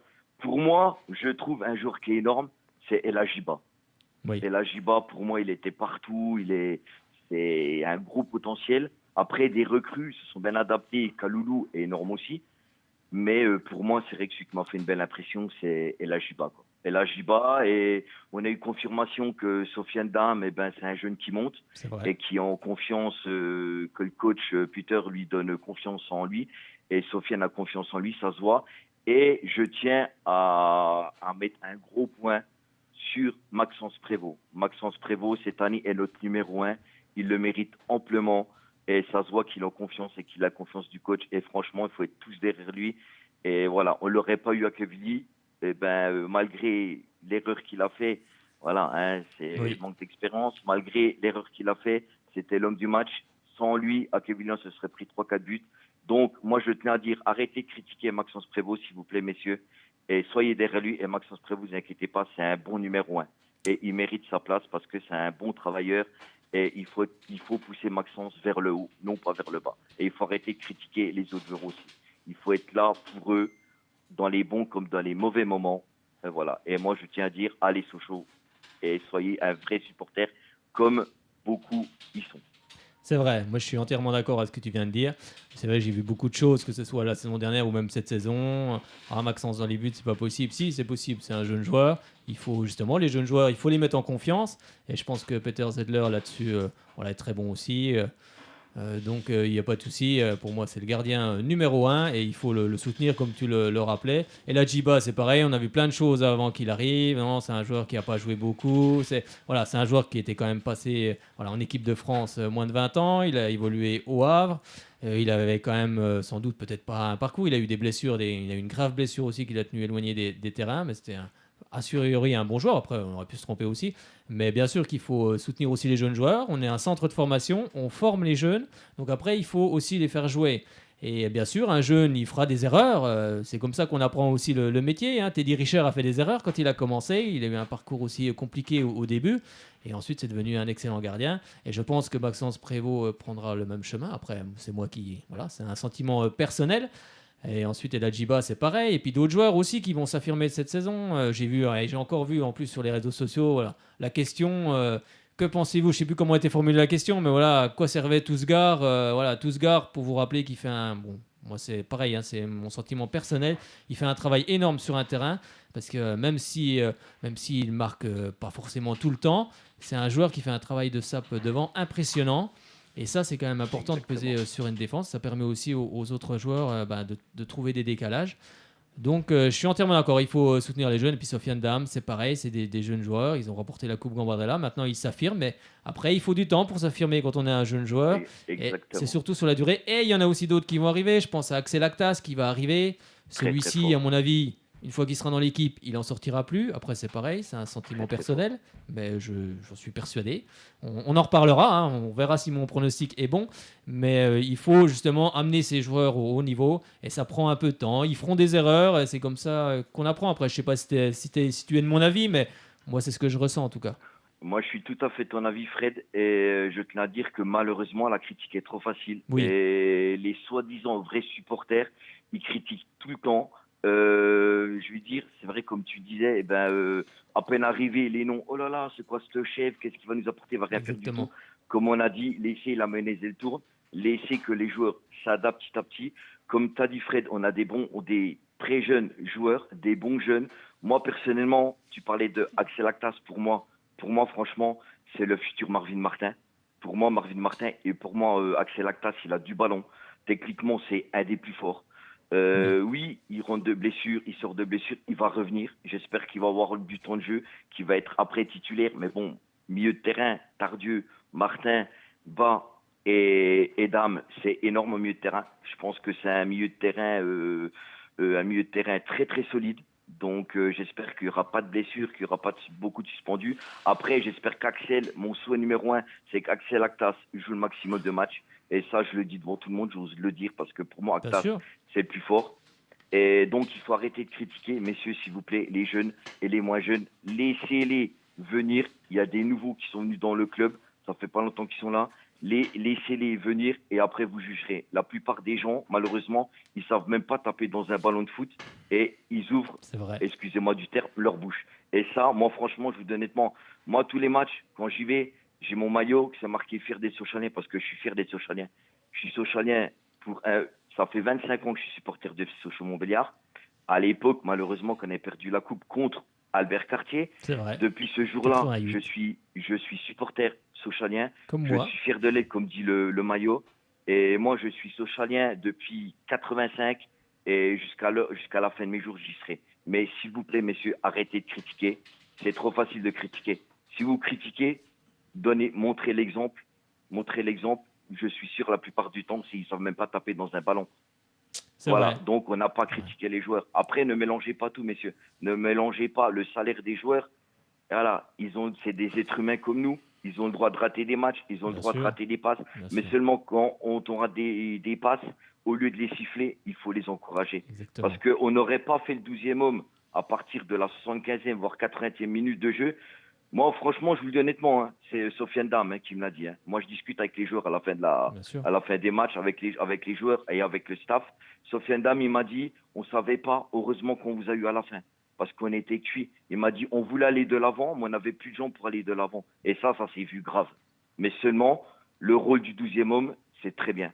Au lieu de les siffler, on les a encouragés et c'est grâce à nous, parce qu'ils ont besoin du public, ils ont besoin du 12e homme. Grâce à nous, ils sont transcendés. Et grâce à ça, on a vu un bon match et on a gagné 3-2. Et le plus important, c'est la victoire. Après, c'est clair que le jeu de Peter demande beaucoup d'efforts. On n'a pas l'habitude de ça. Mais dans quelques matchs, au lieu de se prendre 2 buts, on se prendra un but. Et puis un jour, on s'en prendra pas. Et puis c'est comme ça. Et puis le principal, c'est les 3 points. Retenez le spectacle qu'ils nous ont proposé, nos joueurs. Retenez ça. Retenez pas les deux buts qu'on leur donne. Retenez le beau spectacle qu'ils nous ont montré. C'est ça le plus important. Le 3 points, c'est ça le plus important. À la fin, comme a dit Peter, il m'a dit moi, je me mets à votre place. Je pense que vous avez un beau match. Et moi, le plus important, c'est que mes joueurs, ils donnent tout. C'est qu'à la fin, les 90 minutes de jeu, ou avant, ils sortent du match et ils sont épuisés. Il m'a dit, je pense que c'est ça que vous voulez. Eh ben moi, c'est ce que je veux. Et c'est vrai que c'est ce qu'on veut, messieurs. On veut du spectacle, on veut des buts de nos côtés, on veut les 3 points. Et on les a eus, on a le spectacle, c'est l'essentiel. Donc, messieurs, s'il vous plaît, arrêtez de critiquer et soyez derrière votre équipe. Si vous critiquez, je vais être méchant ce que je veux dire, mais si vous critiquez votre club, vous n'êtes pas un supporter pour moi. Allez voir des autres clubs. Mais notre club, on l'aime. Donc, on n'a pas besoin des pseudo-supporters, on a besoin des vrais supporters. Et nos joueurs, ils ont besoin de vrais supporters aussi. Et moi, je serai toujours là pour eux. Moi, ainsi que beaucoup d'autres. Heureusement, d'ailleurs. Bien sûr. Notamment, je vous dis honnêtement, notamment les journalistes de Radio Shalom, que pour moi, je les vois souvent et ils sont derrière le public. Ils sont derrière nos joueurs et jamais critiques. Et ça, c'est des vrais supporters. Merci en tout cas pour nous. Oui, bien sûr, on est De rien, supporters. Fred, c'est normal. On est Je supporter le de ce club. prends Après, c'est sûr qu'on peut critiquer la performance du joueur, par exemple, sur un match où on peut critiquer la performance. Mais après, il faut, comme tu le Mais rappelles, on lui toujours, dit, on toujours lui dit aux joueurs, tout simplement, à la fin du match, on fait comme moi. Bien sûr. On va voir les joueurs au Bien sûr. parking, hein, et on leur dit, Johan, admettons, parce que tu parlais de Tousgar tout à l'heure. Moi, je lui dis, personnellement, je lui dis à Johan, je lui dis, Johan, heureusement qu'on n'a pas fait 3-3, parce que c'est dommage ton face-à-face. Je lui dis, tu aurais dû la passer. Vous savez ce qu'il m'a dit? Il m'a dit, écoute, j'ai vu personne à côté de moi. Il m'a dit, j'ai pas vu de joueur à côté de moi, quoi. Mais je lui dis, après, on peut pas t'en vouloir, parce que tu as tout donné pendant ton match. Et puis là, vu l'effort que tu fais, on peut pas t'en vouloir. Mais heureusement qu'on n'a pas fait match nul. Mais moi, je leur dis les choses aux joueurs. Mais messieurs, s'il vous plaît, si vous avez quelque chose à dire, dites-le à eux. Dites-le aux joueurs concernés. Ne sifflez pas, ça sert à rien de siffler. Vous sifflez un joueur, c'est comme si vous sifflez toute l'équipe. Vous n'avez pas le droit de siffler. Non, on n'a pas le droit. Il faut être derrière notre équipe. Et puis, je veux dire, ça booste nos joueurs aussi. Parce que la saison dernière, je vous dis honnêtement, moi je discute avec des joueurs comme Dab et puis avec Albert Cartier, même à l'échauffement, on les sifflait, nos joueurs. Après, ils sont pas bons pendant le match, mais c'est normal, on les siffle. Donc c'est sûr qu'ils ont la pression. Après, c'est des professionnels, je suis d'accord avec eux. Mais bon, voilà. Après, à peine qu'ils ont le ballon, ils n'osent pas aller au ballon parce que justement, ils vont se dire, si on fait une passe de mal, on va être sifflé. C'est pas la peine, messieurs. Arrêtez. Vos sifflets, vous les laissez chez vous. Ou si vous les sifflez, venez pas au match. Vous restez derrière votre télé, vous sifflez ce que vous voulez, il n'y a pas de problème. Mais les joueurs, ils ont besoin d'un vrai public qui sont de la première à la dernière seconde en train d'encourager notre équipe, en train de chanter et pas en train de les insulter. Et si vous avez un problème avec un joueur, comme j'ai dit tout à l'heure, comme toi, Fred, à mon avis, va voir le joueur et tu vas lui dire. Mais on ne siffle pas. En aucun cas, on siffle. Oui, c'est des êtres humains comme nous. Voilà, c'est tout. On va voir le joueur de façon apaisée. Après, puis parler avec. On peut parler avec. Les joueurs à Sochaux sont très abordables. Exactement. Il n'y a aucun problème là-dessus et on peut le faire de façon apaisée. Et puis, comme tu le rappelais, oui, il faut toujours être derrière son club. J'écoutais d'ailleurs hier le match Strasbourg-Lille. Il y avait Marc Keller qui parlait. Et justement, il a dit on est remonté en Ligue 1 aussi pour différentes raisons. Mais il y en a une aussi, c'est parce que le public était derrière nous, les collectivités étaient derrière nous. En fait, tout le monde était derrière nous. En fait, on était sur le même bateau. Et c'est exactement la même chose. Si on veut remonter en Ligue 1, il faut que tout le monde soit sur le même bateau et qu'on tire tous dans le même sens. Et il n'y a que comme ça qu'on y arrivera. Exactement. Après, c'est trop facile de mettre la faute sur les joueurs. Hein. Après, comme on dit, nous, on est très, très important. Le 12e homme, c'est dans tous les clubs. Dans tous les clubs, c'est normal. Ça transcende les joueurs et puis c'est normal. Il faut être derrière notre équipe. Si on n'est pas capable d'être derrière notre équipe, si on se dit, ouais, on va à Sochaux parce qu'on fait les vendredis soirs à samedi, on ne sait pas quoi faire. Mais c'est pas la peine, quoi. Moi, je vous dis honnêtement, moi, je vais à Sochaux, j'ai la banane, parce que moi, c'est mon club. Moi, j'étais en Espagne un mois de temps, hein. J'étais sous 40-45 degrés nickel. Mais moi, je vous dis honnêtement, mon club, il m'a trop manqué. Et le premier jour que je suis arrivé, je pouvais aller à l'entraînement, j'ai été à l'entraînement. Et ça m'a fait super plaisir. Même tout le monde va là, t'étais en vacances, t'étais bien. Oui, mais vous m'avez manqué. Et je veux dire, moi, quand je vais à Sochaux, j'ai la banane, parce que c'est mon club, et puis parce que je sais que je suis derrière mon équipe. Moi, c'est ça que je veux, c'est que tout le monde soit derrière l'équipe. Moi, les critiques, j'ai hors de ça. Les critiques, c'est trop facile. Moi, comme je vous dis, depuis 85, je suis supporter de Sochaux-Montbéliard. J'emmène ma gamine qui a 12 ans. Moi, ma gamine, si je l'entends critiquer un joueur, ou si j'entends, elle le sait, ou insulter, mais c'est net, elle s'en prend, je lui dis, oh, non, on n'a pas le droit. Moi, je vais vous dire honnêtement, les vrais supporters, ils n'insultent pas. Les vrais supporters, ils sont derrière eux. Alors, quand je vois certains qui critiquent, puis qu'après, voir les joueurs, et puis, c'est bien. Il faut arrêter, les gars. Il faut arrêter. Non. T'as pas aimé le joueur, tu vas lui dire, mais à ce compte-là, tu faillotes pas avec le joueur, quoi. C'est tout. Mais c'est pour critiquer, tu viens pas chez toi. C'est débile. On est un club familial à Sochaux. À Sochaux, comme tu as dit tout à l'heure, Fred, excuse-moi de te couper. Comme tu as dit tout à l'heure, Fred, on est un club formateur. On sait très bien qu'on n'aura jamais des joueurs qu'on va les vendre 30. On le sait très bien. On sait très bien qu'on va donner la chance aux jeunes. Si les gens ils tolèrent pas ça, eh ben ils vont vers un autre club. Mais voilà, on sait qu'on a un centre de formation, on sait que les Actas, les Sofiane, ils sont sortis de chez nous. Ils sont sortis de chez nous. C'est pas pour autant qu'ils sont pas bons. C'est pas pour autant qu'ils sont pas bons. Oui, après, si on n'est pas d'accord avec la politique du club, eh ben, ma foi, on va dans un autre club. On va dans un autre club plus gros, comme à Paris, admettons. Tiens, à Paris, perd jamais. Voilà la classe, quoi. Mais non. On a Sochaux. On est fiers des Sochaliens. Donc, on est toujours derrière notre équipe. Et derrière nos joueurs, derrière les coachs, derrière tout le monde. C'est tout. C'est comme ça que ça marche. C'est ça la politique d'un club. Exactement. Et comme tu as dit, c'est une famille, Sochaux. Exactement, dis, c'est un c'est- club familial. Moi, je veux dire honnêtement, c'est la première fois que je discutais, que je voyais, samedi après le match, on a vu la famille Bruno Pascal. Hein, j'ai discuté avec Bruno, j'ai discuté avec la femme de Bruno Pascal. La femme de Bruno Pascal, je lui ai dit, bon, bienvenue à Sochaux, je lui ai dit, ça change de sion. Elle m'a dit, nous, ce qu'on aime bien, c'est le club familial. Elle me dit, ça se voit que Sochaux, c'est un club familial. Moi, je vais vous dire honnêtement, je vais à l'entraînement, je vois le staff, ils ont la banane. Oui. Ils ont la banane. Sandy Guichard, il est trop content d'être là. Et les autres aussi. Peter, vous voyez, Peter, franchement, c'est un rayon de soleil. À l'entraînement, il les booste. En match, c'est pareil. Ben, c'est bien pour les joueurs. C'est bien pour les joueurs, c'est ce qu'il faut. Et il va faire du très, très bon boulot. Mais malgré, il faut qu'on soit tous derrière eux. Parce qu'ils ne peuvent pas faire du bon boulot à 4 ou à 20 comme ils sont l'effectif. Non, il faut que nous, le 12e homme, il faut qu'on fasse notre rôle. Voilà. Si vous voulez qu'un jour, je dis bien un jour, hein, je dis pas dès cette saison, parce que voilà, si vous voulez qu'un jour on monte en Ligue 1, le 12e homme est très important.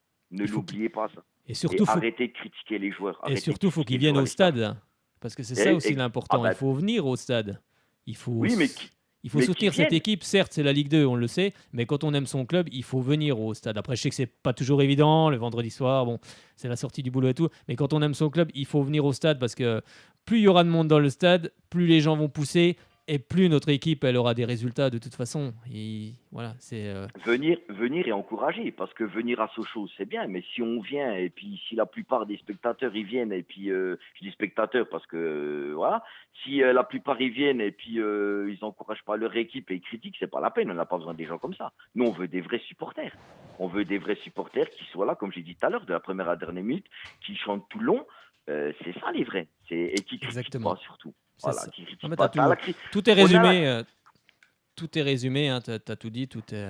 Voilà, j'ai rien à rajouter de plus. Voilà, quand on est supporter, il faut être présent au club, présent pour soutenir les jaunes et bleus. Voilà, les insultes, ça ne mène à rien, ça n'a jamais mené nulle part. Donc, il faut respecter aussi les joueurs. Voilà, les joueurs doivent respecter les supporters doivent respecter les joueurs. Ça va dans le même sens. Ça s'appelle le respect, tout simplement. Et la direction dans tout ça? Alors oui, on sait qu'il y a des soucis. Voilà, on sait qu'il y a quelque chose avec l'actionnaire, mais c'est. Moi, je vais vous dire honnêtement, si je peux encore parler. Oui, vas-y. Il faut pas tout mélanger. Moi, je dis le principal. Ah, excusez-moi, je suis en train de regarder l'équipe. Je vois Idei Brom Vernon. Ça serait bien ça. Ah oui, Idei, notre ancien Sochalien. Oui. C'était vraiment une parenthèse. Excusez-moi. Oui, non, vas-y, t'as bien fait de préciser. Moi, comme j'ai dit à certains supporters, nous, on veut quoi? On veut gagner sur le terrain. Nous, on veut des guerriers sur le terrain. Donc, moi, franchement, je vous dis honnêtement, que ça soit Ledus, Peugeot, je m'en moque. Moi, après, ce que je veux dire par là, c'est si à l'heure d'aujourd'hui, le club, il est, comme on dit, Ledus, tout le monde le critique. Désolé, les gars, mais c'est Peugeot. Peugeot, ils ont déjà pas vendu le club, ils l'ont donné le club. Oui. Donc, quand on vend un club, déjà, il faut être sûr à qui on le vend. Il faut se renseigner à qui on le vend. Eux, Peugeot, ils l'ont donné. Donc, moi, je suis désolé de vous dire ça, messieurs, mais pour moi, Peugeot, c'est pas fiable. Quand on a un club, on aime notre club, on fait pas n'importe quoi avec un club. On le vend pas au premier venu. Parce que moi, ce compte-là, je vais vous dire honnêtement, moi, j'ai pas un sou de côté, je peux l'acheter, quoi. C'est n'importe quoi. Oui, non, mais c'est clair. Quand on a un club, on fait pas n'importe quoi avec le club et on le vend à un actionnaire fiable. Donc l'erreur pour moi, il n'est pas de Ledus. Pour moi, l'erreur est de Peugeot. Puis surtout, il y a des salariés derrière, il y a des gens qui ont des familles, il y a quand même beaucoup de choses derrière, donc c'est un peu bradé. On brade quoi, on a bradé parce que la direction de Peugeot n'en voulait plus. Non, mais c'est vrai, la direction de Peugeot, en l'occurrence Tavares, qui était PDG à cette époque, n'en voulait plus et comme on dit, hein, ça rentre pas dans la courbe, donc on vend ou on donne. Donc on a donné ça, ils ont donné un actionnaire ou vendu un actionnaire, on ne sait pas trop.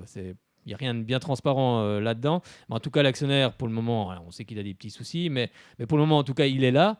Mais c'est pour ça que l'équipe, comme tu le rappelais, il faut qu'elle gagne. Il faut qu'elle, même si après l'actionnaire s'en va, il vaut mieux que l'équipe soit au plus haut, que ce soit en Ligue 2, on espère bien sûr en Ligue 1. En Ligue 1, il y aura plus de vues, donc forcément, il y aura sans doute plus d'actionnaires qui se bousculeront peut-être à la porte pour pouvoir reprendre le club si, bien sûr, Monsieur Lee fait défaut. Mais c'est vrai qu'il faut que l'équipe soit le plus haut possible. Mais pour le moment, voilà, il ne faut pas mélanger le sportif, le sportif avec le côté financier. Quand on aime le club, ok, je suis bien qu'il y a l'action de ça, mais on aime le club avant tout, on veut voir du jeu sur le terrain. On aime le club, voilà. Après, il faut pas tout mélanger. Moi, je sais que je vais à Sochaux, moi, je vais avec la banane parce que, moi, comme je vous dis, c'est mon club, j'adore le club. Demain, si, admettons, entre parenthèses, Fred, comme tu dis, moi je suis toujours là. Demain, on est en national, je serai en national. Moi, j'ai mon club, moi, Sochaux, c'est mon club de cœur, c'est mon club, c'est comme ça. Même si demain, je vivrai à 3000 km, mon cœur sera toujours sochalien. C'est comme ça. Mais seulement, moi, personnellement, je m'en moque de savoir si c'est un Chinois, un Russe, un machin, actionnaire. Je m'en moque. Moi, ce que je veux, c'est sur le terrain qu'on soit fort, qu'on soit bon et que je sois toujours derrière mon équipe. Et c'est ça que les joueurs ils veulent et que le staff ils veulent aussi. Bien sûr. Voilà. Et pour moi, c'est normal. Il ne faut pas tout mélanger. Exactement. Il ne faut pas tout mélanger. Si on mélange tout, non, on ne peut pas. Exactement, il y a l'actionnaire d'un côté, il y a le sportif de l'autre, et pour le moment, le sportif se porte bien, et on espère que ça va continuer. En tout cas, merci Cédric de nous avoir appelés. Merci à vous de m'avoir écouté. C'est normal, c'est bien. Non, mais c'est vrai, c'est des beaux points de vue, en plus des points de vue raisonnés, et qui font aussi du bien, et c'est vrai que la critique est souvent facile derrière un ordinateur, c'est facile de critiquer, derrière l'ordinateur, puis même au stade. Donc après, sinon, il fallait être joueur, mais après, on peut critiquer la performance. C'est ça le problème. Moi, la plupart des gens qui critiquent, je vous dis honnêtement, j'aimerais les voir sur un terrain de foot. Oui, moi, j'aimerais les voir sur un terrain de foot parce que la critique est facile. Non, il faut arrêter de critiquer. Messieurs, mesdames, arrêtez de critiquer. Voilà. La question qu'il faut se poser, c'est, à un moment donné, quand tu critiques, est-ce que tu ferais mieux ? C'est ça. Est-ce que tu ferais mieux sur un terrain ? Est-ce que tu ferais mieux sur un banc de touche ? Est-ce que tu ferais mieux ? Moi, je dis que non, pas forcément. Je ferais peut-être pas forcément mieux, voire pire. Donc, exactement. C'est la question c'est comme un club, quand il va mal, qui c'est qui prend en premier, c'est l'entraîneur. Mais l'entraîneur, c'est pas lui qui court, c'est pas lui. Voilà, comme tu dis. Faites pareil, les gars. Faites mieux. Après, l'entraîneur, c'est très bien qu'il est dans une position où bien sûr, à chaque fois, il fait fusible. Ça fait partie du métier aussi, ils le savent. Mais après, la question, quand on critique, c'est est-ce qu'on ferait mieux ? C'est juste la question qu'il faut se poser. C'est ça. Après, c'est vrai que les gens, peut-être que, je sais pas, moi, la plupart sont jaloux parce que son football professionnel, ils touchent des belles sommes, mais tant mieux pour eux. Oui, mais bon, après, il fallait être pro, il fallait être professionnel. Exactement, c'est ce que je dis. Tant mieux pour eux. Il fallait, ton fils, il a la capacité de footballeur professionnel. Qu'il aille, mais seulement. Ce que tu disais il y a, mettons, 6 ans à Sochaux, tu vas pas le dire 6 ans après parce qu'il est football professionnel ton fils. Exactement. Voilà. Voilà, c'est là que... Non, c'est trop facile la critique. C'est trop facile. Ça, c'est un truc niet, quoi. Exactement. Moi, j'ai horreur de ça, moi. Non, mais t'as raison. C'est exactement ça, Fred. C'est trop facile. Non, mais je suis entièrement d'accord avec toi.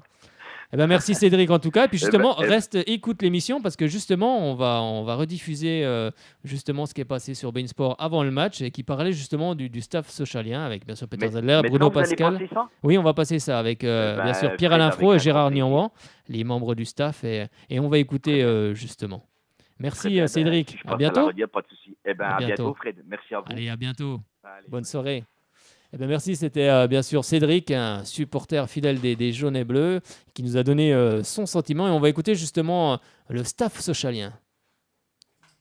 Alors, je vous retrouve ça incessamment sous le peu. staff sochalien avec donc Peter Zedler, avec Gérard Nianouan, Pierre-Alain Fro qui s'occupe des attaquants, Gérard Nianouan des gardiens. On a essayé Bruno Pascal qui est l'adjoint de Peter Zedler. On écoute ça tout de suite.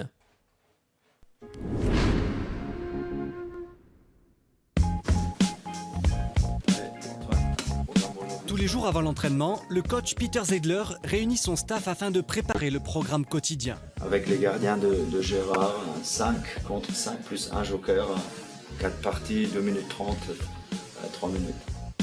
Pour épauler l'entraîneur allemand, son adjoint suisse Bruno Pascalet, le préparateur physique Sandy Guichard, mais également 2 anciens joueurs du FC Sochaux, le gardien Gérard Nianouan et l'attaquant Pierre-Alain Fro. Une nouvelle équipe pour une nouvelle saison. Je sais qu'on travaille très bien ensemble et un jour ou bientôt on va gagner ensemble avec notre staff. Portier sochalien entre 2002 et 2005, Gérard Nianouan est désormais l'entraîneur des gardiens. Il a appris le métier pendant 3 ans au centre de formation et en équipe réserve et a fait partie du staff vainqueur de la Coupe Gambardella en 2015. Le jeune entraîneur découvre maintenant le haut niveau. Ok, on est parti à la bleue. Bim, j'envoie comme ça un peu plus fort. L'autre côté la même chose, on va sur la droite là, d'accord? Ouais. Bien joué Max. On va un peu plus loin, ici, là, et on la garde. Par rapport au travail que je faisais avant au centre de formation, c'était vraiment les emmener au haut niveau. Et là, on les emmène pour qu'ils aient une performance au top le jour du match. On a une super bonne relation parce qu'on se connaît depuis un certain temps. On a vécu une très bonne expérience en 2015 où on a gagné la Gambardella ensemble. Donc voilà, on se connaît très très bien, donc ouais, c'est super. De l'autre côté du terrain, Pierre-Alain Fro supervise les attaquants. L'ancien buteur prolifique des Lyonceaux avait lui aussi rejoint le centre de formation à l'issue de sa carrière. Resté proche des joueurs, il leur transmet toute l'expérience acquise lors de son parcours. C'est vrai que peut-être plus dans le relationnel avec les mecs, je suis plutôt jeune encore par rapport à eux. C'est vrai que j'ai 37 ans, je ne suis pas encore complètement largué. Donc, modestement, j'apprends un petit peu auprès de Peter, voir ce que représente le boulot d'entraîneur à haut niveau. Ça fonctionne très bien, on peut jouer très bien tactiquement, on peut travailler très bien ensemble, faire progresser les joueurs, améliorer, apprendre des autres. Dans une équipe, aussi dans un staff, c'est pareil. 13e de Ligue 2 la saison dernière, le FC Sochaux compte sur ce nouveau staff enthousiaste pour retrouver la Ligue 1 au plus vite. Et oui, pour retrouver la Ligue 1, on l'espère en tout cas, et c'est vrai que ce staff est enthousiaste, l'équipe est sur une bonne dynamique, on espère que ça va continuer. En tout cas, merci à beIN Sport pour ce très très beau reportage. Allez, on en parlait avec Cédric des jeunes joueurs du FCSM, et la transition est toute trouvée pour accueillir Alexis De Freitas qui va nous parler justement des jeunes du FCSM en CFA2, U19, U17. Bonsoir Alexis. La jeunesse du FCSM. Alexis De Freitas. Moi, je me suis encore fait avoir avec le jingle. Hein. Ouais. Heureusement qu'il n'y a pas une pièce à mettre à chaque fois là, à tirelire, parce qu'elle sera bien nourrie. Tu vas faire ça pour acheter Neymar. Exactement. Voilà, enfin, j'en mettre des billets. Hein. Non, ouais, j'ai confiance. Des valises de billets. Tu vas bien te louper 220 000. Mais je ne les ramène pas au PSG, hein, je les ramène à Sochaux aussi. Hein. Attention, attends, si on l'achète. Je mets un maillot jaune et bleu sur les épaules à Neymar. Hein. Si on l'achète, c'est pour Besançon, c'est pas pour Sochaux. Hein. Pour Sochaux, puis pour Besançon, on fera un prêt. Non, il viendra de temps en temps. Il fera des bouts de match. Allez, on est Racing n'aurait pas un budget de National 3, mais plutôt un budget de Ligue 1. Si on après, Neymar, le Racing, le BF, on l'offrira un peu partout à tous les clubs comtois. Allez, on est avec Alexis De Freitas. Bonsoir Alexis. Bonsoir. Comment ça va? Ça va et vous? Écoute, parfaitement bien, tout va bien. Une belle émission ce soir, et puis avec toi justement qui va nous parler des jeunes joueurs du FCSM, c'est ça, pour la préparation en CFA2, U19, U17. Ouais, donc c'est ça, ouais, il y avait de la préparation donc qui touche à sa fin pour deux équipes, donc pour le groupe élite, la CFA2 et l'U19. Donc on va faire le point pour chaque catégorie, comme ça sera plus simple. Oui, bien sûr, allez, vas-y. Au niveau de la réserve, donc l'équipe qui va jouer en National 3 dès ce week-end, donc je vous donnerai les informations pour aller les soutenir parce que c'est à domicile. Mais déjà le dernier match de préparation, donc ils affrontaient l'AS Nancy-Lorraine. Donc un match où il y avait beaucoup de monde, donc c'est vrai qu'il y avait pas mal de Sochaliens, donc je pense qu'il y en a pas mal qui ont suivi le match. Un beau match contre une équipe de Nancy, un match très équilibré, un match très serré, où on pouvait retrouver notamment le 11 Sochalien, un 11 assez logique, j'ai envie de dire, avec un 4-3-3 présenté par Omar Daf, au ballon au cage. Donc au ballon qui devrait être le gardien titulaire de cette équipe cette saison, puisqu'il est le troisième gardien de l'effectif professionnel. Salem Mbakata à droite et Jason Pendant à gauche de la défense. Au centre, toujours la même charnière, Ryan Senadji et Cap. Milieu, un milieu à 3, avec Martin François, Laurence Rosier et Maxime Loichot en meneur de jeu. Et devant, on retrouvait 3 joueurs devant, puisqu'on avait Issouf Makalou, donc Issouf Makalou, le dernier joueur à avoir signé dans ce groupe élite. Jérémy Santini que je vais vous présenter tout de suite, qui est un stagiaire, et Brian Lasme.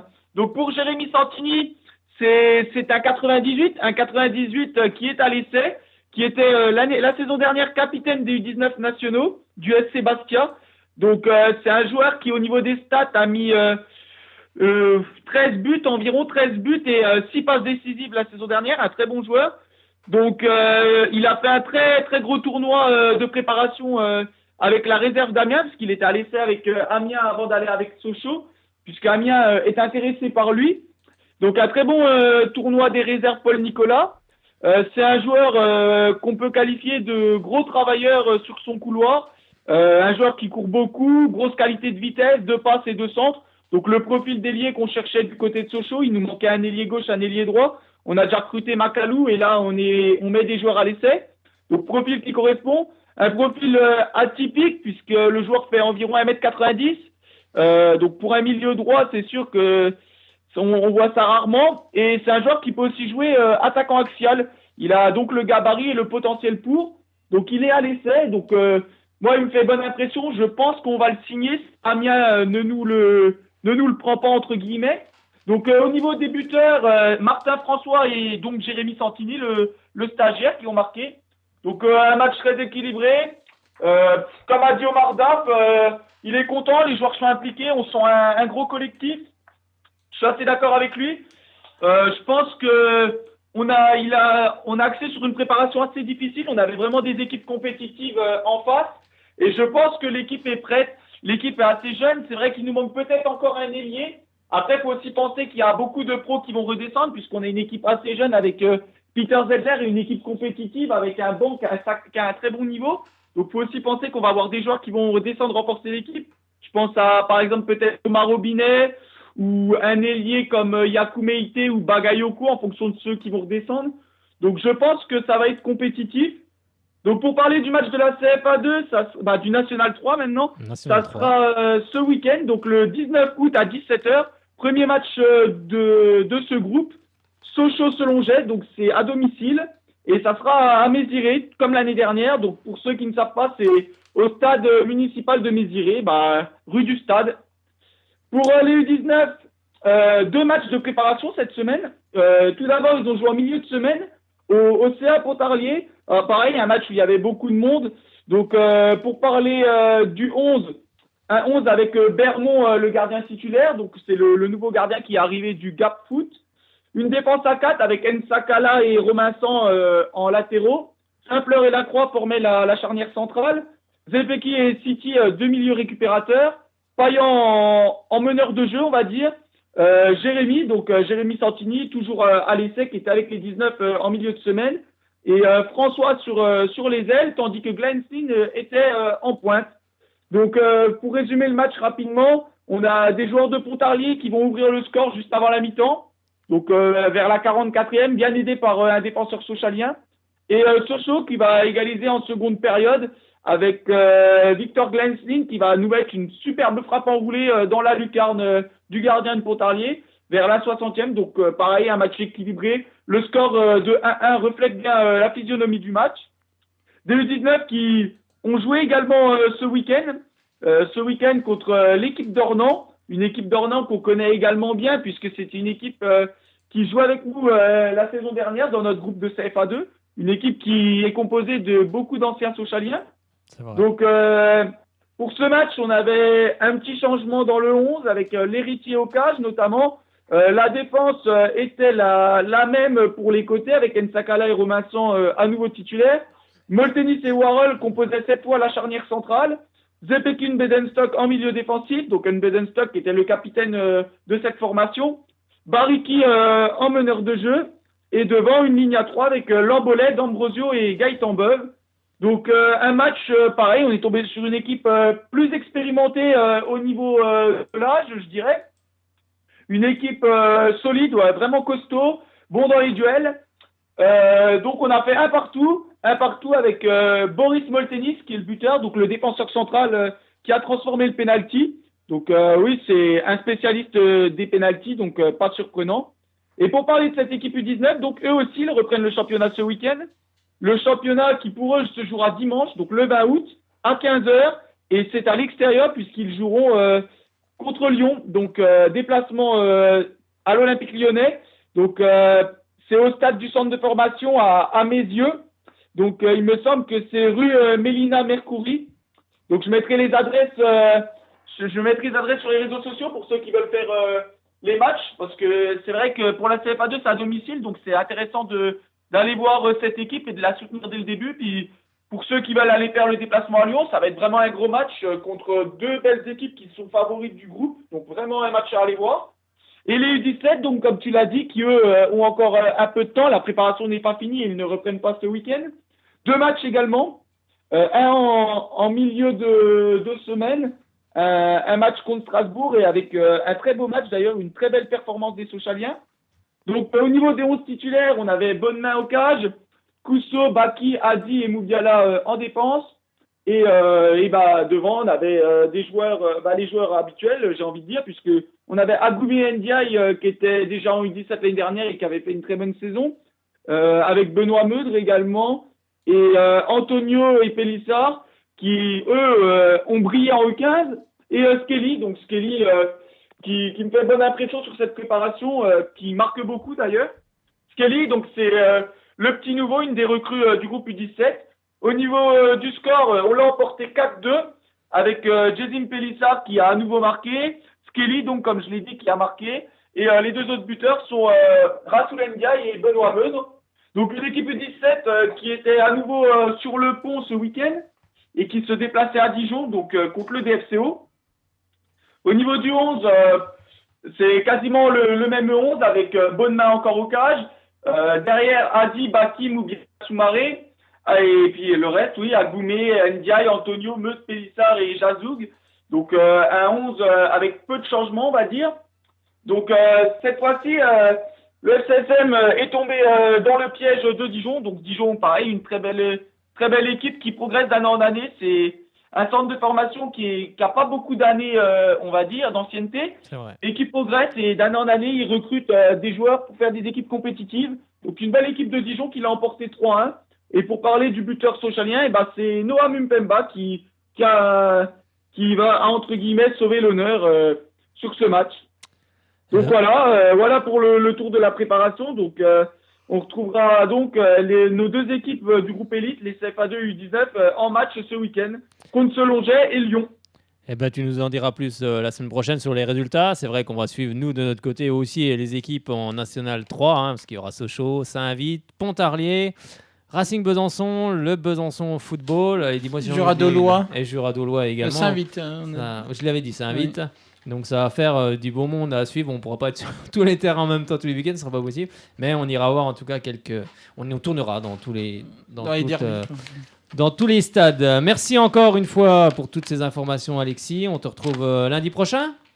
Ça marche. Lundi prochain, on fera le point sur notamment les deux matchs de championnat en profondeur où on analysera vraiment ce que ça donne. Et puis on continuera sur la préparation des U17. Mais oui, un gros point sur les premiers matchs de notre groupe élite, les matchs de championnat. Merci encore. Bonne semaine à toi et puis à lundi prochain. Ça marche. À lundi, bonne semaine. Merci. La jeunesse du FCSM. Alexis de Freitas. Allez, on va continuer, revenir un petit coup sur la Ligue 2. On va écouter justement la réaction de Florian Martin, auteur de 2 buts dans cette rencontre, dont le second avec un petit peu de réussite. Mais ça rentre, c'est l'importance. On a vu qu'on a été solide jusqu'à la fin, même si on a subi sur les 20 dernières minutes où ils ont poussé, ils ont marqué 2 buts. Mais on a eu la chance et on a eu le courage d'en mettre 3 avant eux, et ce qui fait qu'on gagne 3-2 ce match. Donc voilà, c'est une grosse performance collective aujourd'hui, et avec les 3 points à la fin de ce match, donc c'est positif. Voilà, on a senti que les troupes avaient 3 matchs dans les jambes cette semaine, adversaire aussi, mais nous voilà, on a un jeu qui demande beaucoup d'efforts sur le pressing, sur la capacité à garder le ballon, à se projeter vite vers l'avant. Ça demande beaucoup d'efforts, et aujourd'hui on a fait un gros match collectif, et c'est ce qu'il faut retenir de cette prestation. Je pense sur la solidarité, oui. Après sur le collectif, il y a encore des choses à améliorer, mais on est sur la bonne voie, on travaille. Tout le monde fait les efforts les uns pour les autres, et c'est ce qui est important. Tout le monde tire dans le même sens. On sent un groupe, une vraie équipe, et c'est ce qui fait la différence aujourd'hui. Et non, ce qui est dans la difficulté, faire ce match, et nous on le gagne. Donc voilà, faut continuer à tirer profit de ce genre de rencontre et à ce genre de match. C'est plus le même joueur, mais vers des saisons précédentes, j'ai fait une préparation complète. L'année dernière, j'étais freiné, l'année d'avant aussi par quelques soucis physiques. Aujourd'hui, voilà, je m'épanouis, j'ai un poste qui me convient, avec un style de jeu par rapport au coach qui me convient aussi. Donc voilà, je m'épanouis, je prends du plaisir, j'en donne, j'essaye d'en donner aussi. Et voilà, le plus important, c'est de gagner des matchs et d'être performant pour avoir les meilleurs résultats possibles. Premier du droit et fait exprès. Le deuxième, pas du tout. Cherchio, ça fait 3 matchs qu'on se dit faut que je t'en mette une, faut que je te mette une passe. Et j'ai pas réussi, mais bon, c'est parti dans le but. Donc tant mieux pour moi, tant mieux pour tout le monde, et on s'en sort avec les 3 points. Il y avait 3-0. Si je fais pas ce but, peut-être 3-3 ou 2-2, je sais pas. Ben oui, c'est la réaction de Florian Martin, réaction qui provient du site www.fcsochaux.fr. Allez, un petit mot pour vous dire quand même, on va revenir justement sur, Cédric en parlait tout à l'heure, des insultes, voilà, il s'est passé des choses voilà, pas très, qu'on n'aime pas trop voir dans les stades. Les supporters lensois étaient forcément très en colère après leurs joueurs, il y a eu des insultes. On va écouter justement la réaction des lensois Jean-Kévin Duverne et Kevin Fortuné qui lui est très très remonté. On va dire un match difficile, encore une défaite, la 3e consécutive pour Lens. Qu'est-ce qui vous a manqué? On a vu que sur la fin c'était mieux, mais qu'est-ce qui vous a manqué sur ce match-là? Sur ce match-là, en première mi-temps, on s'est fait malmener, on s'est fait marcher dessus. Et c'est en deuxième mi-temps qu'on s'est réveillé, peut-être un peu trop tard. Puis voilà. On l'a expliqué, Lens n'a pas digéré encore la saison dernière de passer à ça de la montée en Ligue 1?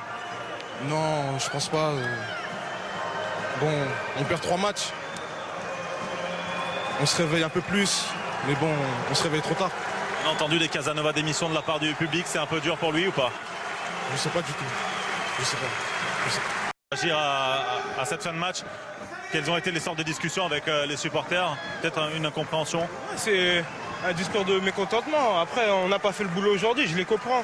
Mais il y a des paroles aussi qui ne sont pas acceptables. En tant que supporters, même nous joueurs, il y a des trucs qui ne sont pas acceptables. Insulter des personnes, c'est pas bien. On est tous dans le même bateau. Tous les gens en train de se battre sur un terrain, c'est pas comme si on se bat pas.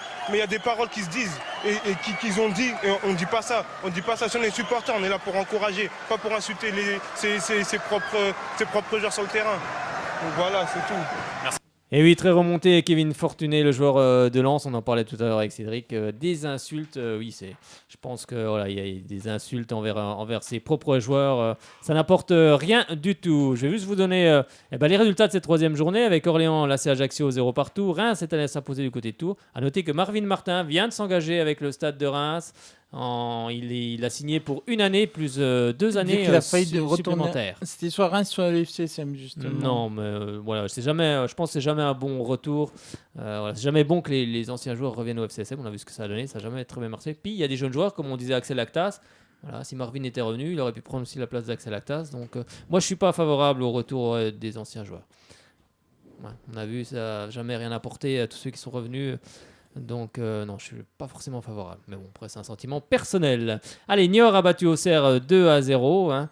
Et Le Havre est allé s'imposer du côté du Paris FC 3-0. Brest et Gazélec Ajaccio 0 partout. Valenciennes et Clermont 0 partout. Et Bourg-Péronnas, ça fait une belle opération. Hein, les coéquipiers d'Aurélien Fèvre. Hein, on salue Aurélien Fèvre qui s'est imposé du côté de Quevilly 4-1. Alors au classement, ça donne Le Havre premier avec 9 points. Deuxième Reims, deuxième avec 9 points. Sochaux est troisième avec 7 points. On retrouve en bas de classement 18e Nancy avec 1 point. Le 19e Lens avec 0 points et 20e Tours avec 0 points. À savoir que Nancy jouera ce soir, si on m'a pas enlevé ma feuille, si, hein, je crois que c'est contre je ne l'ai plus. Fred, viens à mon secours. Attendez, moi je vais vous le dire, Nancy joue ce soir contre Nîmes à 20h45. Voilà. C'est ça, puis il y a encore un deuxième match.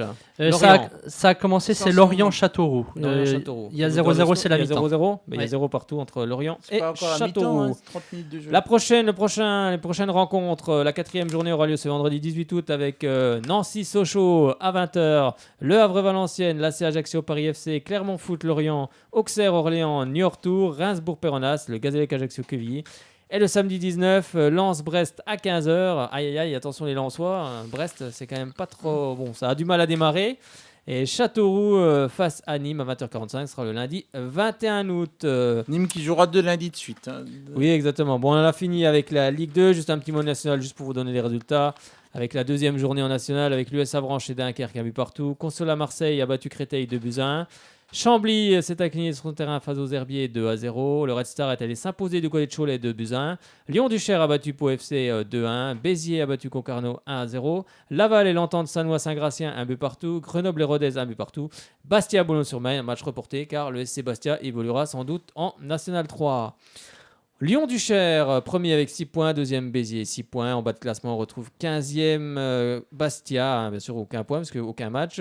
16e Concarneau 0, 17e Chambly 0 points. Et 18e, Créteil. Créteil de Raphaël Diaz, 0 points. Surprenant de voir Créteil en si mauvaise posture. Ça ne va pas Celui-là qui plaire. se joue à 17 clubs. Oui, ça ne va pas plaire à Andrea Tsima qui nous regarde peut-être ce soir ou qui nous écoute, enfin qui nous regarde peut-être, c'est plus sûr, à côté de Montbéliard, on n'a pas encore de fréquence, ça viendra peut-être un jour.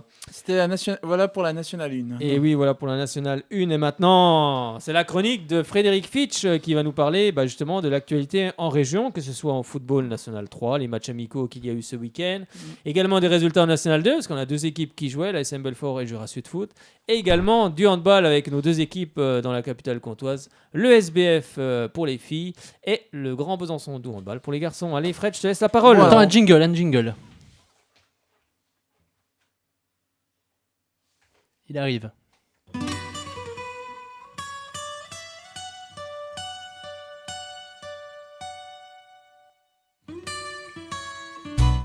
Voilà, c'était le jingle. Ah d'accord, c'était comment Le début de Despacito. C'était Manutas de la Platas, non? Non, c'est Despacito. Ah oui. Ah mais là, il y a des droits, attention là. Ah oui, c'est possible. Ah là, on va être obligé de vendre la radio. Non, on là. a mis moins de 10 secondes, ça passe. Ça passe. Allez. Bon, on parle de National 2 d'abord, avec la première journée dans le groupe B. Et c'est plutôt bien passé pour les clubs franc-comtois, puisque Jura Sud s'est imposé à Chasselet 2-1. Et la SM Belfort s'est imposée à Saint-Priest 2-1. Bah dis-moi, c'est pas mal tout ça. C'est un bon début pour les 2 clubs. Au classement, Jura Sud et Belfort ont 3 points. Ils sont premiers ex-aequo avec plusieurs clubs. C'est parfait, on continue. Donc prochaine journée, samedi justement, où Belfort recevra Saint-Louis-Nevègue, donc un derby. Donc. Oui, alsacien, club alsacien. Oui. Et puis Jura Sud ira se déplacer une deuxième fois, mais cette fois-ci à Villefranche-sur-Saône. On espère que les Jurassiens vont aller s'imposer du côté de Villefranche-sur-Saône. Et Belfort aussi également, à domicile. Donc si vous êtes du côté du stade Serzian, allez encourager l'équipe de Maurice Goldman. Tout à fait. Alors, on passe en National 3. Bon, avant de parler donc de la première journée qui se jouera ce samedi, on va parler des matchs amicaux, dont ceux que nous avons vus avant-hier soir avec Fred. Le Racing Besançon et CA Pontarlier ont fait un bon match nul, 0-0. Et justement, un bon 0-0, un match comme tu le rappelais, un match plaisant. Et on va écouter justement la réaction d'Alexandre Pep. On a recueilli sa réaction après ce match. Vous allez écouter le nouvel entraîneur du Racing Besançon, Alexandre Pep. Le dernier match de préparation contre le CA Pontarlier, qui reste une grosse équipe, ça va être une grosse équipe sans doute cette année dans le championnat. Quelle est ton analyse sur cette rencontre après ce match nul 0 partout? Bonsoir déjà. Donc dans l'ensemble, c'était assez cohérent dans ce qu'on a proposé dans le jeu. On a eu 20 premières minutes hésitantes où les garçons ont un petit peu joué avec le frein à main. Et après sur la fin de première mi-temps, ça commençait à venir dans le jeu. Et puis en seconde mi-temps, je pense que c'était cohérent. Il y a eu des bonnes phases de jeu. Maintenant, on n'a pas encore les jambes pour terminer les actions, pour être lucide dans les phases de finition. Mais je dirais globalement satisfait de ne pas avoir pris de but, parce qu'on avait pris des buts sur chacune de nos sorties en amical. Donc on a corrigé le tir un petit peu ce soir. Et puis voilà, c'était une bonne revue d'effectifs. Certains ont marqué des points, d'autres un petit peu moins, mais collectivement on a montré un bon visage. Et voilà, nous, l'intérêt cette saison pour nous, c'est de produire des contenus de match intéressants. Et si on produit des contenus de match intéressants, on marquera un maximum de points. Donc on va pas fermer le jeu, on va pas détruire le jeu, on va jouer, on va prendre des risques. Et puis on verra en fin de saison où on se situera. Mais j'ai des garçons qui travaillent beaucoup, qui ont un super état d'esprit. Et je pense que cette équipe elle a une grosse marge de progression. Alors cette année, on va essayer d'installer un projet de jeu. Et puis en espérant que la saison prochaine et puis la saison qui suivra, on va commencer à récolter les fruits de tout ce travail. Voilà. Alors justement, quel bilan on peut faire de cette préparation sur tous les matchs? On sait qu'il y en a eu cette semaine contre la réserve de Dijon, qui va être aussi dans le championnat la saison prochaine. Le bilan que je peux tirer, comme je vous dis, c'est que j'ai découvert un groupe de 25-26 joueurs très à l'écoute, très appliqués, un groupe qui a envie de travailler, qui a envie de progresser, avec de très bons joueurs, des joueurs en devenir. Donc ça, c'est sur le côté positif. Côté négatif, on sent encore les restes d'une saison difficile la saison dernière, avec des joueurs qui se sont maintenus à la dernière journée, donc des joueurs un petit peu timorés, qui n'osent pas trop prendre de risques. On ressent une équipe jeune, qui manque d'expérience, qui manque encore de 2 ou 3 cadres dans le cœur du jeu. Et voilà, mais très franchement, je suis pas inquiet, mais je suis plutôt optimiste pour la suite des événements et pour que ce club Racing Besançon, qui est pour moi le club de la ville et le club de la région derrière Sochaux, puisse retrouver le statut qu'il devrait avoir dans les 3, 4, 5 années à venir. Voilà. Tu parlais justement de joueurs d'expérience. Le recrutement est clos pour le Racing ou il peut y avoir encore des arrivées? Ça peut encore bouger. Pour l'instant, là, j'ai vu 6 semaines mon effectif, j'ai découvert. Et c'est sûr que quand on observe un effectif des tribunes et quand on l'a tous les jours, la vision elle est différente. Donc il y aura peut-être quelques petits réajustements en début ou en cours de saison. Voilà. Pour l'instant, je suis satisfait de l'effectif qu'on a. Bon, le premier match arrive, le premier match officiel face à Saint-Vith la semaine prochaine. Qu'attends-tu justement de cette première rencontre? J'attends que les garçons produisent du jeu, que s'éclatent sur le terrain, se fassent plaisir. Voilà. Et j'espère qu'on va faire plaisir aux spectateurs. Voilà. Et je comptez pas sur moi pour vous parler de résultats et pour vous dire que j'espère qu'on va gagner, parce que ça veut rien dire. Parce que je pense que les deux équipes, quand elles rentrent dans les vestiaires avant le match, c'est pour gagner. Donc j'espère juste qu'on va faire un bon match, qu'on va produire du jeu, qu'on va proposer des belles choses. Et puis qu'à l'arrivée, si on le mérite, on prendra le gain des points. Voilà. Tu connais un peu cet adversaire justement, l'US Saint-Vith? Ouais, je connais très bien Saint-Vith parce que l'année dernière avec Clémenceau, ils ont été à la lutte avec nous jusqu'à la fin de saison. On a d'ailleurs gagné chez eux à l'avant-dernière journée, ce qui nous a permis d'accéder à la saison, au CFA2 pardon. Et Saint-Vith, c'est une équipe qui est accrocheuse, qui va découvrir le CFA2 avec plein d'enthousiasme. Donc ne croyez pas que le match est gagné d'avance et qu'on va prendre cette équipe de haut. Ça, c'est interdit. Donc mes joueurs sont déjà mis en garde. Et on va faire le maximum pour produire du jeu et faire de bonnes choses. Merci en tout cas, puis à samedi prochain. Merci beaucoup, à samedi prochain et puis bon week-end à vous. Eh bien oui, le week-end est donc terminé et on sera bien sûr au stade Léo Lagrange, pour suivre Racing Besançon, l'US Saint-Vith, les deux équipes comtoises. Le match est à 18h. Exactement, on va continuer Fred avec justement juste un détail région. pour les 2-3 minutes qui restent. Si vous souhaitez venir voir le match, nous avons des places à gagner. Et oui, on a des places pour Racing Besançon Saint-Vith, donc appelez-nous et c'est gagné 03 81 50 67 51. Donc n'hésitez pas, il y a pas mal de places à gagner. On remercie encore le Racing Besançon. Alors... Vas-y, continue Fred. Alors donc on enchaîne avec toujours en match amical, donc avec le Besançon Football qui a affronté Louan Cuiseaux à Arbois. C'est les Bisontins qui ont gagné 2-1. Alors ensuite... Vas-y Fred, continue. Alors nous avons l'US Saint-Vith qui a perdu à Chalon-sur-Saône 2-1. Oui. Et puis donc, comme disait Alexis tout à l'heure, le FCSM et Nancy ont fait la réserve... Prends la ville aussi. La ville, le code postal. Alors, Oui, vas-y Fred, continue, on t'écoute. Bon, veuillez nous excuser parce que nous avons quelqu'un au téléphone en même temps. Donc... Vas-y. Oui, c'était quelqu'un que tu connaissais au téléphone, terminer... Fred, je crois. Ne sois pas perturbé, continue. Vient de gagner une place. Et puis pour terminer dans les matchs amicaux, en parlant du FCSM, comme disait Alexis tout à l'heure, la réserve du FCSM a fait match nul à Nancy 2-2. Alors, donc justement, cette première journée de National 3, donc, qui commence samedi, alors dans l'ordre à 17h, donc le FCSM recevra Selongé. À 18h, donc, le Racing Besançon recevra l'US Saint-Vith. Et en même temps, le CA Pontarlier recevra le Besançon Foot. Besançon Football, oui, tout à fait. Et qui a, je vous rappelle, fusionné avec le PSB, pour ceux qui... Exactement, tu as tout à fait raison. C'est une fusion entre les deux clubs, l'ancien Besançon Football Club et du PSB, qui en fait le club le plus gros au nombre de licences en Bourgogne-Franche-Comté, je crois, avec plus de 800 licenciés. Et puis donc à 18h30, quatrième dans l'autre club franc-comtois, c'est Jura de Loire qui affrontera les Forgerons de Guignon. On espère une victoire de toutes nos équipes franc-comtoises pour la première journée. Donc voilà pour le football. Donc on va passer au handball. Alors, on va parler de la Venus Cup où le SBF y a participé. Exactement. Et le bilan, c'est que les Byzantines ont gagné 38-24 contre Prague. une deuxième victoire contre Nice 28. Non, ils ont perdu contre Nice. Une défaite contre Nice 28-18 et ils ont perdu aussi à Dijon 26-20. Voilà, c'est vrai qu'elles ont joué 3 matchs en 3 jours et puis ça a donné sans doute l'occasion à Raphaël Tervel de faire jouer beaucoup de joueuses et continuer justement la préparation, et on aura à cœur de suivre cette équipe byzantine pour la saison prochaine. Et puis 2 mots de handball masculin pour vous dire que le GBDH va jouer 2 matchs cette semaine avec à 19h30 au Palais des Sports. L'équipe de Soyons Sport sera sur place d'ailleurs. Oui, on ira voir. Le GBDH recevra Villefranche. Et puis le lendemain, les handballeurs byzantins iront à Valence. Et je crois que Fred a un résultat de GBDH de la semaine dernière. Le GBDH jouait vendredi dernier, vendredi 11 août, face à Bob, c'est-à-dire à Belfort.